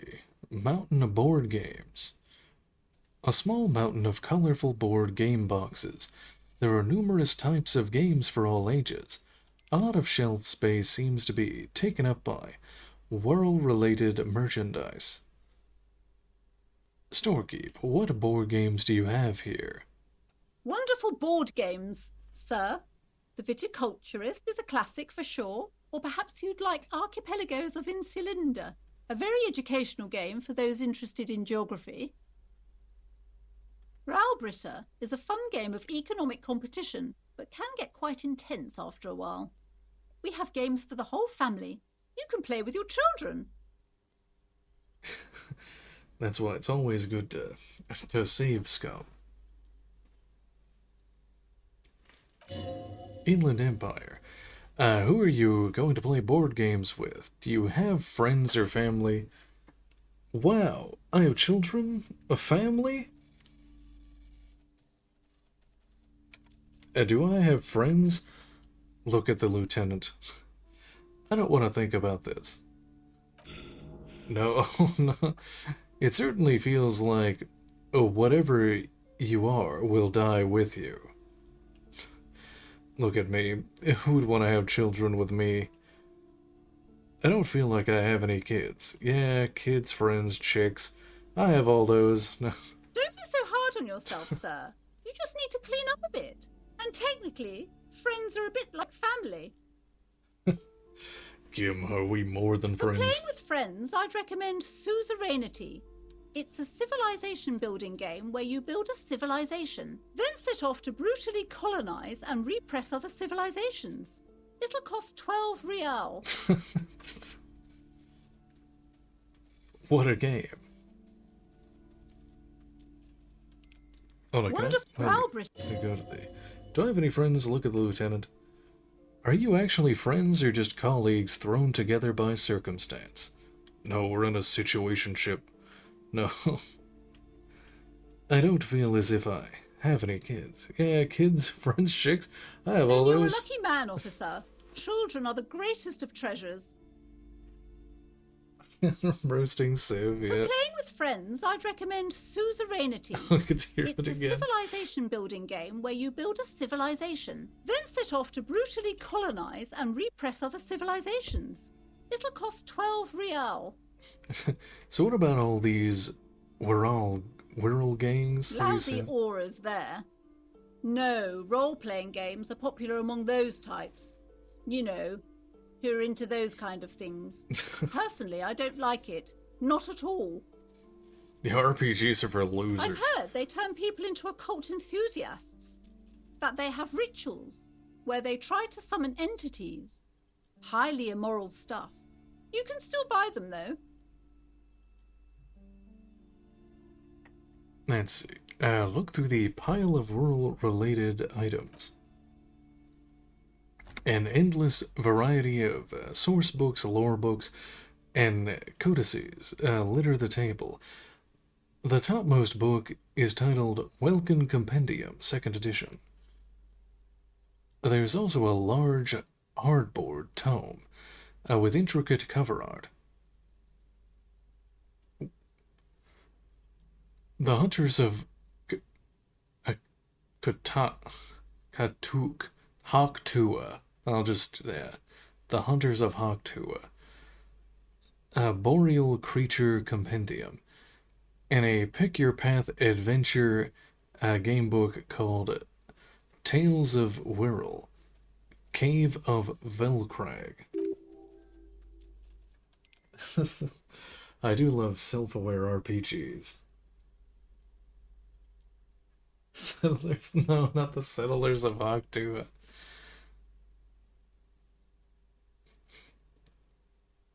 Books in a board game section?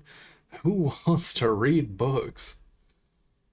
Anything that really catches my eye. There's a box that says Whirl 3rd Edition Mega Settings Supplements Module. The side panel notes a fantastique adventure board game. New maps and miniatures. A sticker on it displays 25 real. No, yeah, it's a miniature, all right. It's super expensive. I want to buy the Whirl game. I want to buy the Suzerainty game. 12. How much money do I have? 26. I'll come back later for these.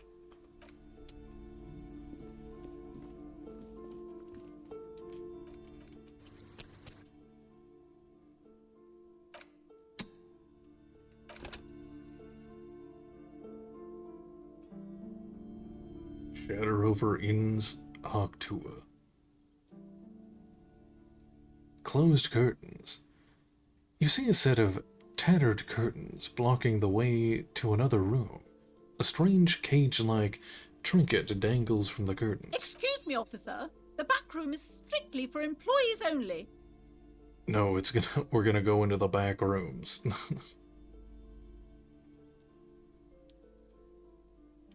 I hate how the back rooms have basically just been ruined.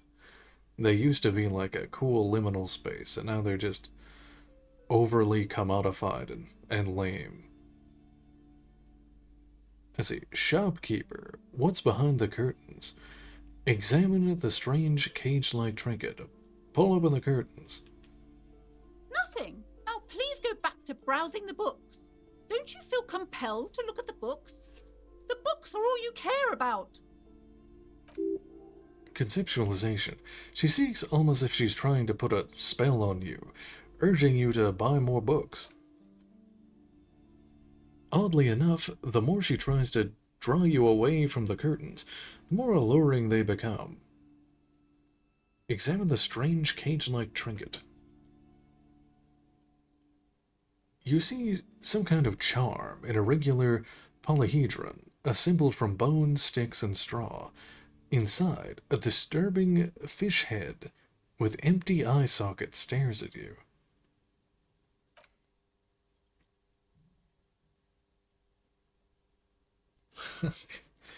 when you see it in like everyday stuff, or even just referenced it on like a Netflix show or something, you know it's over. It's so Jover. Okay, pull open the curtains. Jover, I can't wait for the Joe Biden run in 2028. They wheel him out like Weekend at Bernie's.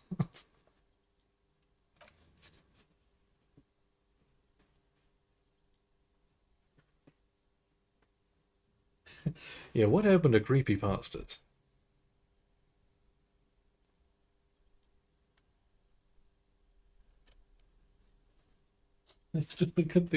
No, not the hot topic. The hot topicification of creepypastas. Same with SCP. Now there's like 20 bajillion SCPs.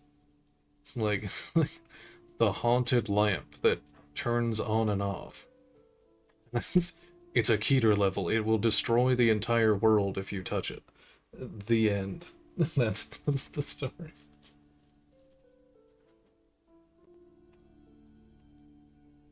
Just as you're about to pull apart the curtains, the petrified voice of the shop owner cries out once more. Sir, don't touch that. I told you it's off limits for the customers. Oh yeah, the ones with like the long-ass anime titles too, like I woke up in another world. Some bullshit. The isekaiification of everything.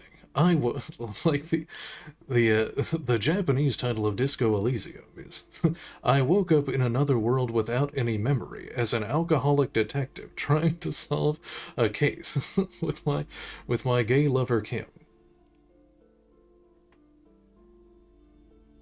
Sir, don't touch that. Oh, yes. Parapsychologically speaking, we're done if you decide to open them.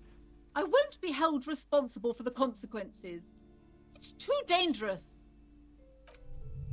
Perception hearing. She looks away, mumbling. Why is everyone always messing with the curtains? They can't just buy books like normal people. This is about the curse and why you're afraid? Ma'am, this is different. I'm a police officer. I need to get in there. But I sense this place calling for me. I must investigate beyond the threshold. You do? My God, even more reasons not to mess with the curtains. Just step away, dear sir. Don't go to the Ohio truck stop at 3 a.m. and ask the shopkeeper for the bathroom key. Let's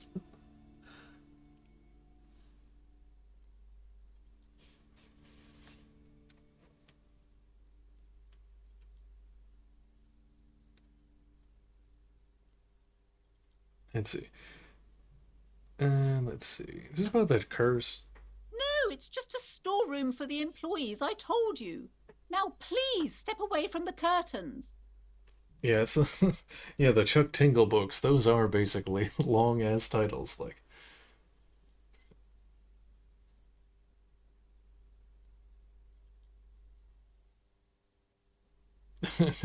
Trans Wizard Harriet Porber and the Bad Boy Parasaurolophus, an adult romance novel.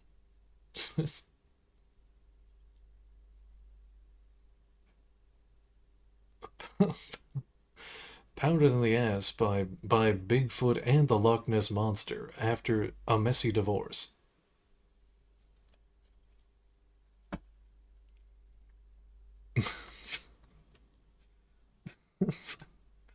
Let's see, I don't care, you can't stop me.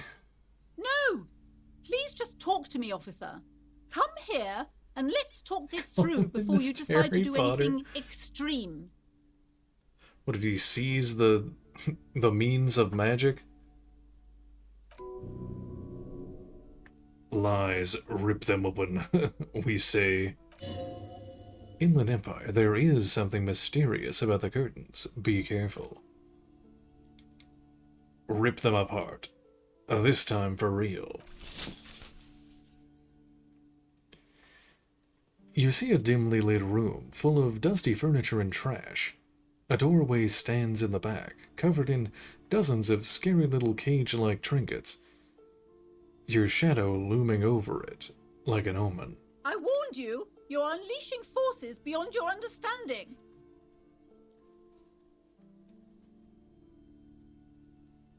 The Stalinist area.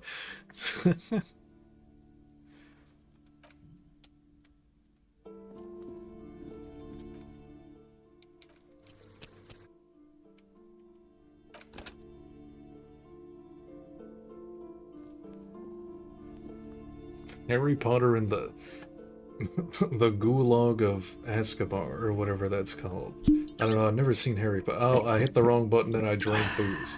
Oh well. That's... Oh, actually, I think I needed to do that anyway to, I think I have to kick down the door or something, so I need physic. Okay, let's see. It's a ghostly silhouettes of hair dryers. A vaguely androgynous portrait of a man. Merely looking at that unmanly haircut threatens your masculinity. Oh no.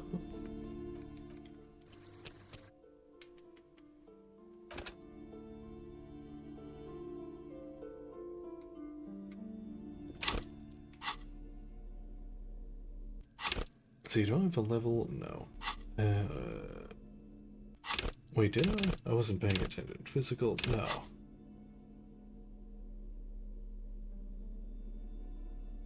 I was trying to equip the flashlight. There we go.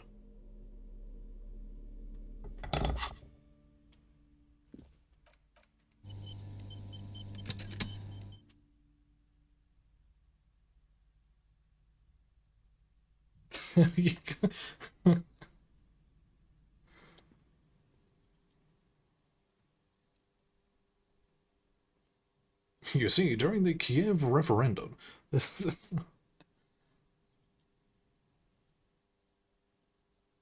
Let's see. A heavy door with a missing handle stands before you, covered in dozens, if not hundreds, of little oddly shaped trinkets and charms. It appears to be locked.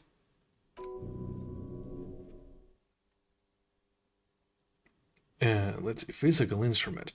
What if you just break it down? Maybe I should break it down, but not before I strategize. Knock on the door. Only an echo. No one is there. Hearing. A hollowed out dark echo. Maybe I should strategize. That's right. Take in your surroundings. You need to have a solid ground and a proper posture if you want to succeed. First, check your posture. Steady breathing, solid core. You've got this. With one shoulder forward, you're ready to smash into the door like a battering ram. Check your surroundings.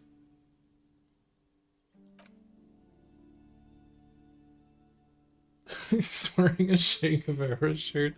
Oh no.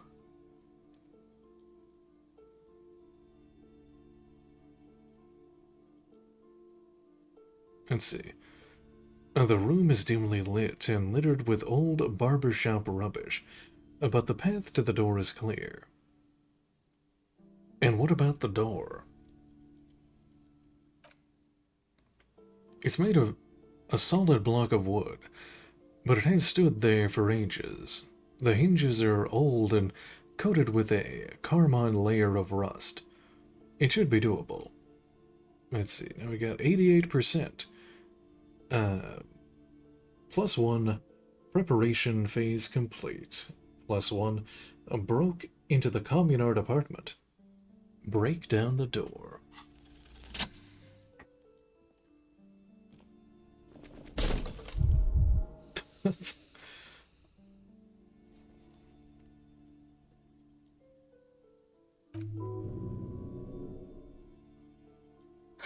Uncle said capitalistically.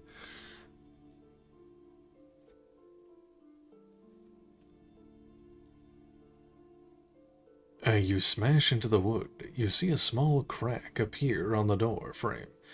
It's going to take more to try to break through to the other side. But you've done it. You're not thinking of trying again, are you? Smash into the door again, wordless. Smash into the door again and shout, "Welcome to Revachol." Shout, "Fuck the system. Freeze, dirtbag. Hands up now. Fuck, it hurts." Wordless.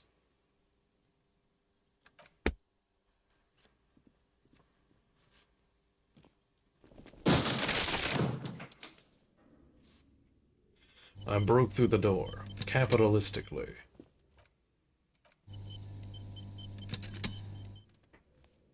What is this place? Let's see. The lieutenant stares at the dusty training equipment. It's an adventure. It's the netherworld, beyond the veil. Looks like a gym to me. No idea, Kim, but my head hurts. My head hurts bad. No, it's a gym. Though it looks like no one's been here in ages. I doubt the electricity still works. Good thing we have a flashlight on us.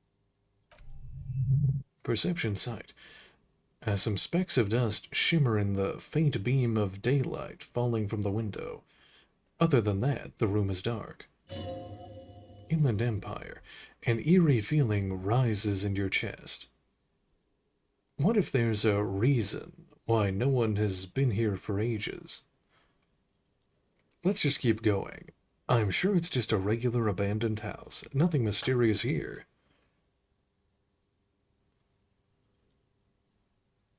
Yes, because it's closed. No need to look for supernatural explanations where a banal one will do. Now let's move on, shall we?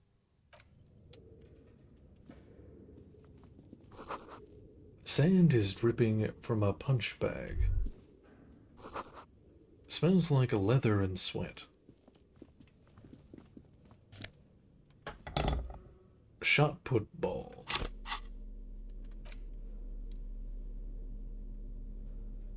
A ball used for playing shot put, a favorite pastime of elderly gentlemen. You feel like you should hold on to this, and make good use of it.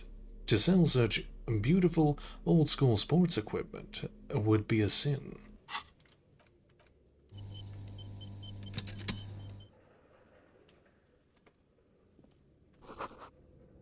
The poster says Citrus Fortis. The rest is worn off. Worn out wall bars. They look unsafe.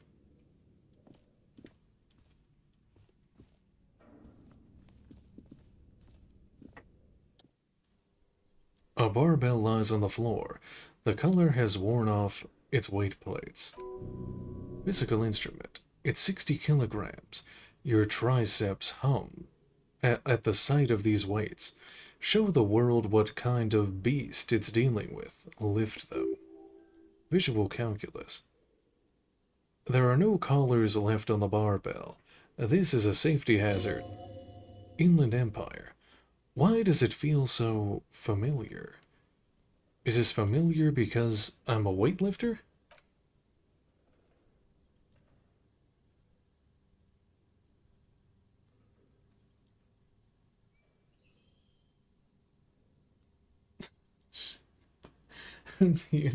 Well, of course it has to turn sexual. It's a fan fiction. When has a fan fiction not turned sexual? No, it's not that. It's the stale smell of rubber, the squeaky sound of sneakers, your bruised knee against the mat, and a whistle. Then the feeling is gone. SCPs? I'm sure there are sexual SCPs. At least at this point, I'm sure most of them are. Well, actually, a lot of them get sexualized, at least.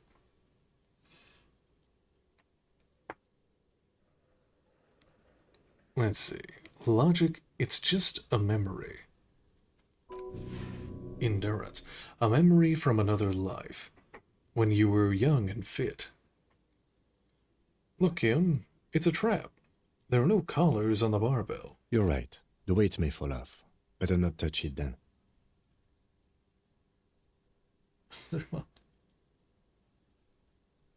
Not the Mothman.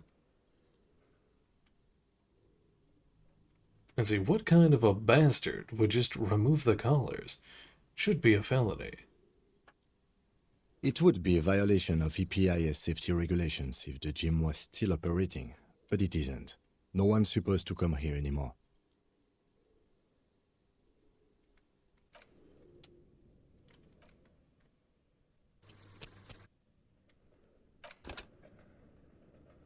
See, I'm pretty sure I picked up a shirt that had a physical instrument. Yeah, give me that.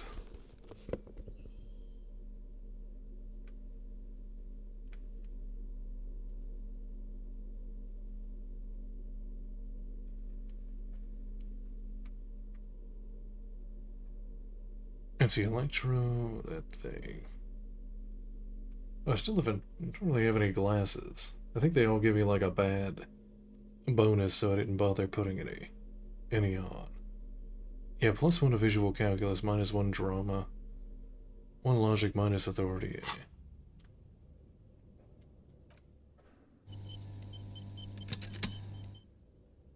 Here's 191 chapters? No.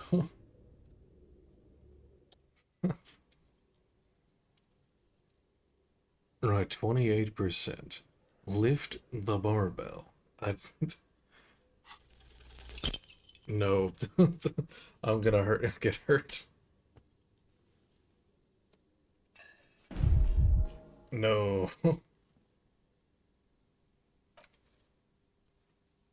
You managed to hoist it off the ground, but the barbell feels wobbly and dangerous. Your hands slick with sweat. Turns out you're no beast. Just an old man with bad form. Fuck you, you stupid barbell. Seems like I'm a little out of shape, or maybe these gloves just suck. Whatever, weightlifting is for the intellectually impaired anyway. Fuck you, barbell. No, my morale. Weightlifting was never my favorite either. The lieutenant is obviously handling you. At the station gym, I mean. I prefer running. It clears your head. I just die. Actually, the last time I played this, I think I died, not here, upstairs. That was my first death in the game. I think I, like, kicked a wall or something, and I had a heart attack and just keeled over.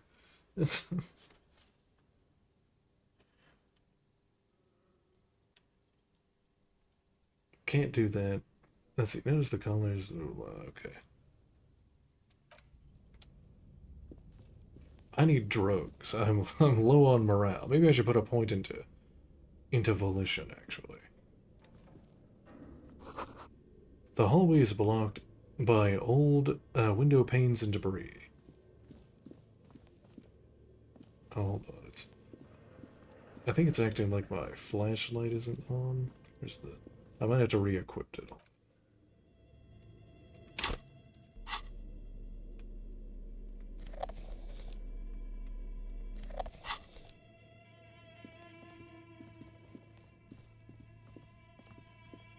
My flashlight should be working here, but but it isn't. Oh no. I can't see anything. Hold on. Yes? No, it didn't say anything. Hold on, what if I reload the area? Hold on.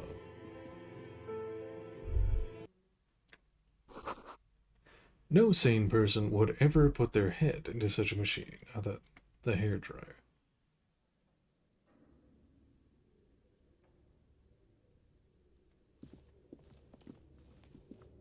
Okay, there, now the flashlight's working.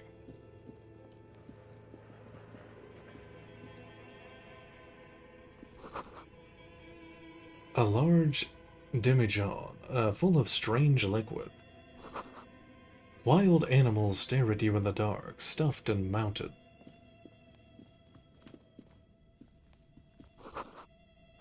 Airship rotors covered in spiderwebs. They remind you of blades.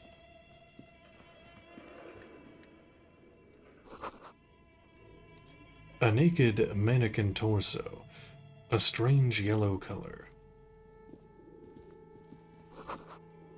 Blue velvet, soft to the touch, moth-bitten.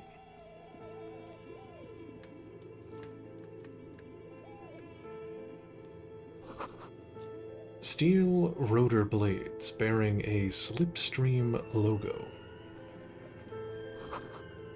Skis with Slipstream painted on the laminated top layer.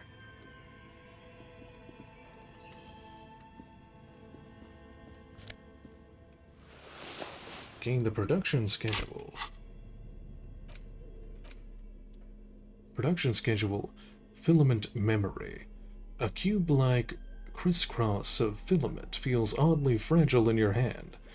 Its intricate structure covered in dust. Silver tape on the side reads, Production schedule. Note, this filament contains information that can be read using a radio computer.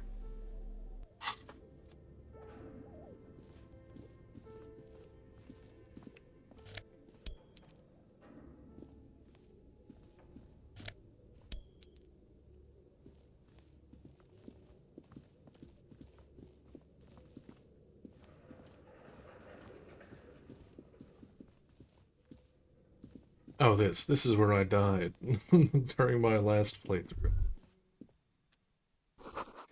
The floorboards creak. Let's see, gained postcard. La Delta 51. The sunlight has made this postcard almost completely sepia-toned. A midtown traffic passes overhead. The ghosts of skyscrapers disappear into a beige midday mist. Vapor rises from the delta on which the district was built. The postcard is prepaid.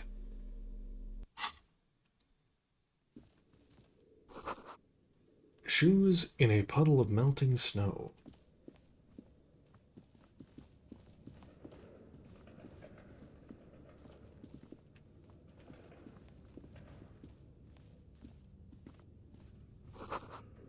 scribbled across the noteboard, developers of the most advanced RPG in the universe.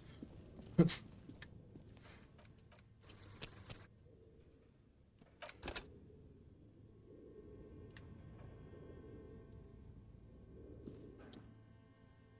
Project Dreadboard. Your flashlight slides over an old green chalkboard covered in scribbles, sketches, and schemes like some ancient cave mural. Some of the writing has faded with age, but you can still make out sections here and there. Photos and drawings have been pinned to the board. Inspect the drawings. These lathe, pointy-eared creatures appear to be different types of welkins. You make out autumnal candle welkins casting wax-based magic. Translucent welkins with organs shining under their skin, and even aether welkins hailing from the vast emptiness of sidereal space. Inland Empire. Who are all those creatures? Fantasies of a tortured, feverish mind? One of the Welkins, towering among the rest, appears to be different, however. Examine the Welkin. This is important. It's Varahamira, a high Welkin, his face white and scarred like cracked marble. This is clearly a Welkin supremacist. The note says, all non-Welkin races will be purged. A Holder, a Deworg. The humans and even headless men, all of them, purged. Imagine a world filled only with Welkin. A green Welkin, Dread Welkin, and the High Welkin will rule them. An inordinate amount of time has gone into drawing these little Welkin creatures. Why would anyone spend this much time on this? Who are those creatures? Let's see. One of them is a Welkin supremacist. Mm-hmm. Political commentary. That one has a great beard, too. The lieutenant nods at the Welkin's facial hair. Why would anyone spend this much time on this? Some people really like building a world, I think. Even if it's just for a game. Who are these creatures? Who drew them? Are they real? I have so many questions. This looks like concept art for a project. It's not really real. I love the self-awareness. Well, this has been educational. Let's move on from the Welkins. Just look at those details. So much effort. Inspect the photos. The photo collage depicts barren, icy landscapes, wrapped in perpetual night. You see permafrost and glacial landforms, dead trees groaning under the snow. Entire oceans have been frozen from shore to shore. There are pictures of settlements on dried-up riverbeds, abandoned in a storm. Animal corpses in the dark, carcasses and bones. You see primitive oil rigs built into glaciers by Boreal Deworg. A yurts under the snow, great mammoth-like beasts of burden. Electrochemistry, albeit dark and cold. This vision also feels cozy in its own way, like eggnog or morphine, a much-needed respite from our own world. A pinned postcard reads, "The Heat Death Scenario. A desperate fight for geothermal energy engulfs the world as world becomes untethered from its sun, drifting through the universe." Inspect the schedule. This is a monthly calendar from the year 50. Cryptic words like sprint, daily, minim, and GPI span the marker-drawn grid. the grand scheme of production and money. Perception side. It looks like a bit like an academic calendar, only much more brutal. Keep reading. What happened? As time goes on, the numbers in the boxes grow rarer and rarer. The board becomes an empty snowfield in the final days. Only failure and regret dwell in this region. Looks like they didn't make it. The lieutenant looks at the frigid ice field of nothingness. A note in the bottom left corner of the chalkboard says, "See the prod schedule filament for details." Inspect the notes. The handwriting is only partly legible, but you can still make out 3 slogans: "Call in, tune out," "Whirl untethered," and "Heat death of the universe." Let's see, perception side. The full text reads, "Heat death of the universe is the new black." Another note says, "The biggest advancement in role-playing systems since the 30s. Shivers. Outside, a cold wind wraps the building in its bosom. Snowflakes in the wind. An old woman passes what the locals call the doomed commercial area. She tries hard not to look at the bookstore windows. It's unwise.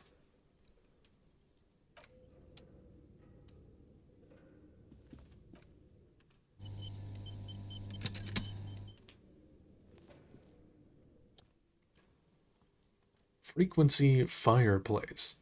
This old fireplace is covered in lines drawn in blue and red marker, the mesh spreading over the stone-like blood vessels on alabaster skin.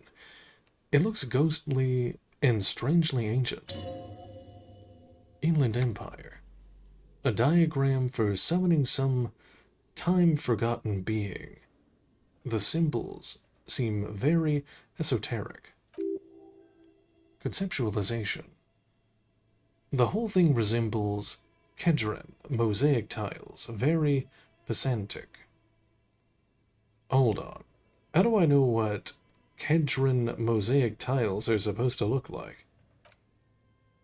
History classes. Students with their textbooks open, studying the roots of our civilization. Those aquarelle blue tiles look beautiful in the sun. What am I looking at?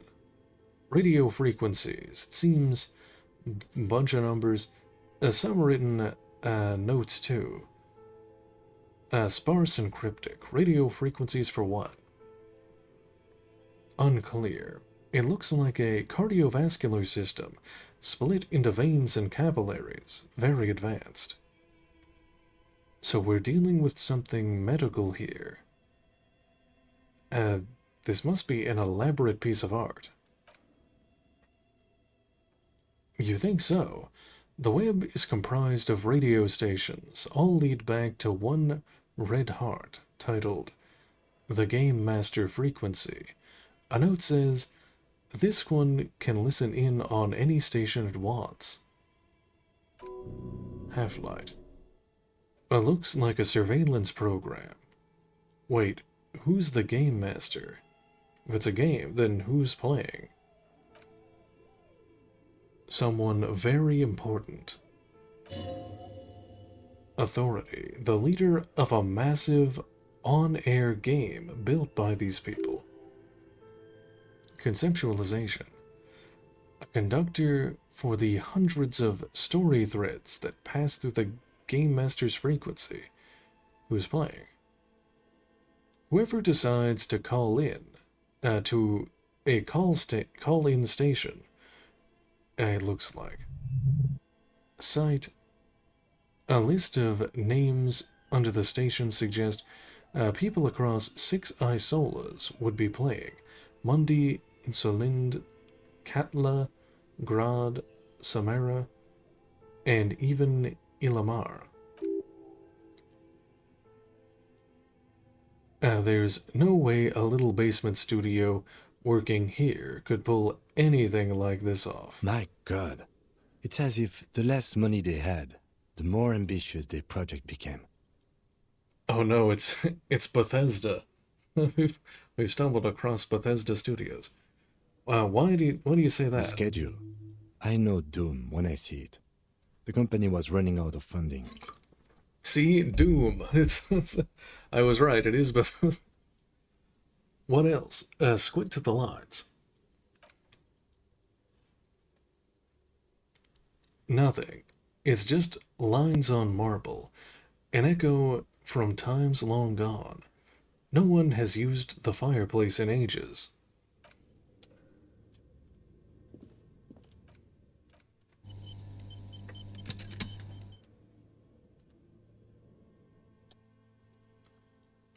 Mainframe. This appears to be some kind of a machine with a cube-shaped heart and a wire framework. The keyboard has a rectangular on-off button. A piece of paper still hangs from the printer. A radio computer. Just sitting here without anyone inside. It just works. I still need to add that soundbite. No. He sounds surprised and a bit cautious. Do you think I should turn it on? We have one of these down at the station, but I never really learned how to use it. Turn on the machine. The machine lights up like some prehistoric animal stirring from its slumber, revealing virescent play and print keys on the keyboard. The hatch on the machine's central compartment is wide open. Let's see. Look inside the compartment. It's empty like a beehive without its brood. Some cables have been left dangling, disconnected. Interfacing. The filament you have would fit perfectly inside the compartment. Insert the production schedule. Like a smooth drawer, the filament slides into place. On the keyboard, the play key starts blinking. Let's see, press print. Nothing happens. Press play.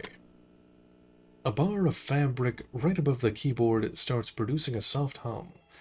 The sound of static seeps through the machine's planar magnetic driver. Half-light. Oh no, it was already glowing, and now it's making a sound? It's probably some alien sealite technology. The static gets louder, slowly filling up the abandoned hall, until a voice speaks out, crackling and old, cutting into the air. Good morning. Fortress accident en rue de Saint-Ghislaine.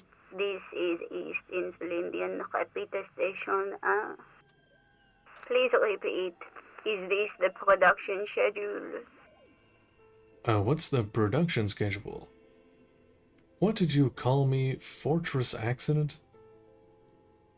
What are you, a machine? Or are you alive? Yes, I am alive. I am 74 years old and my name is Yvonne. Now please repeat. Is this the production schedule? She repeats passwords. Programming people are all paranoid. Yvonne, my partner tells me that you're here because radio computer guys are all paranoid. Okay, but where are we? How did you know I where I work was? as a repeater at the East Insulindian Repeater Station. It's my job to know where you are, Fortress Accident. As for me, well, I am sitting in my cubicle, surrounded by a wall of radios. Shivers. On an island on the River Esperance, a small woman, all skin and bones, sits in a room filled with audio equipment. Thousands of tiny lights are reflected back from her prescription lenses, like stars in the dark. Now please tell me the reason for your call, Fortress Accident. What is the production schedule? The filament you have inserted into the reader. You mean that glowing thing I put inside? that the production schedule? Yes? I swear I haven't touched anything. Good. Please repeat the password. A password? I'm really bad at passwords. Can you give me a hint? Is it my birthday? This is the police. Please open this thing. I don't know the password. It's my birthday. No. I'm bad. Can you give me a hint? Still no. I'm the police. I am contractually obliged to protect the privacy of the filament holder for stress accident. Without filing a warrant with Lintel, I cannot give you access to this filament. I'm afraid we are not doing that, unless we want to wait for a month. Now, can you please repeat the password? She sounds cold in the damp air. I don't know. Received. I will register this login attempt. Half-Light. That sounds bad. A login attempt? Something a criminal would do. Logic. Don't worry, passwords have a way of turning up sooner or later. Fortress accident. Is there anything else I can do for you today? Why did you call me Fortress Accident? Fortress Accident is the company on whose name the terminal you are currently using has been registered to. Do you have any other information about this company? One moment. You hear her flip through a catalog before she reads out the studio's with studious care. Fortress Accident SCA produces revolutionary interactive call-in radio games. That's what the catalog says. Conceptualization. That's not bad. Wow, so conceptual. And what's that? This interactive call-in radio game. Any other questions?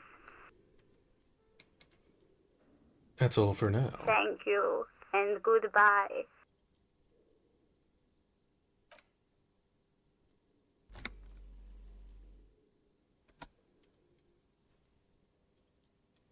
Let's see. Tiles on the cube are still smoldering, casting the framework in a soft glow. Fluorescent play and print keys shine on the keyboard. Leave. Alright, let's see. I can go into the basement now, but I'll save that for tomorrow. Because it's getting pretty late.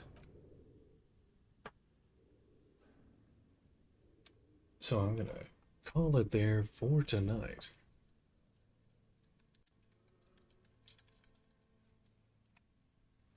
Alright, well, thank you all very much for watching, and have a good night.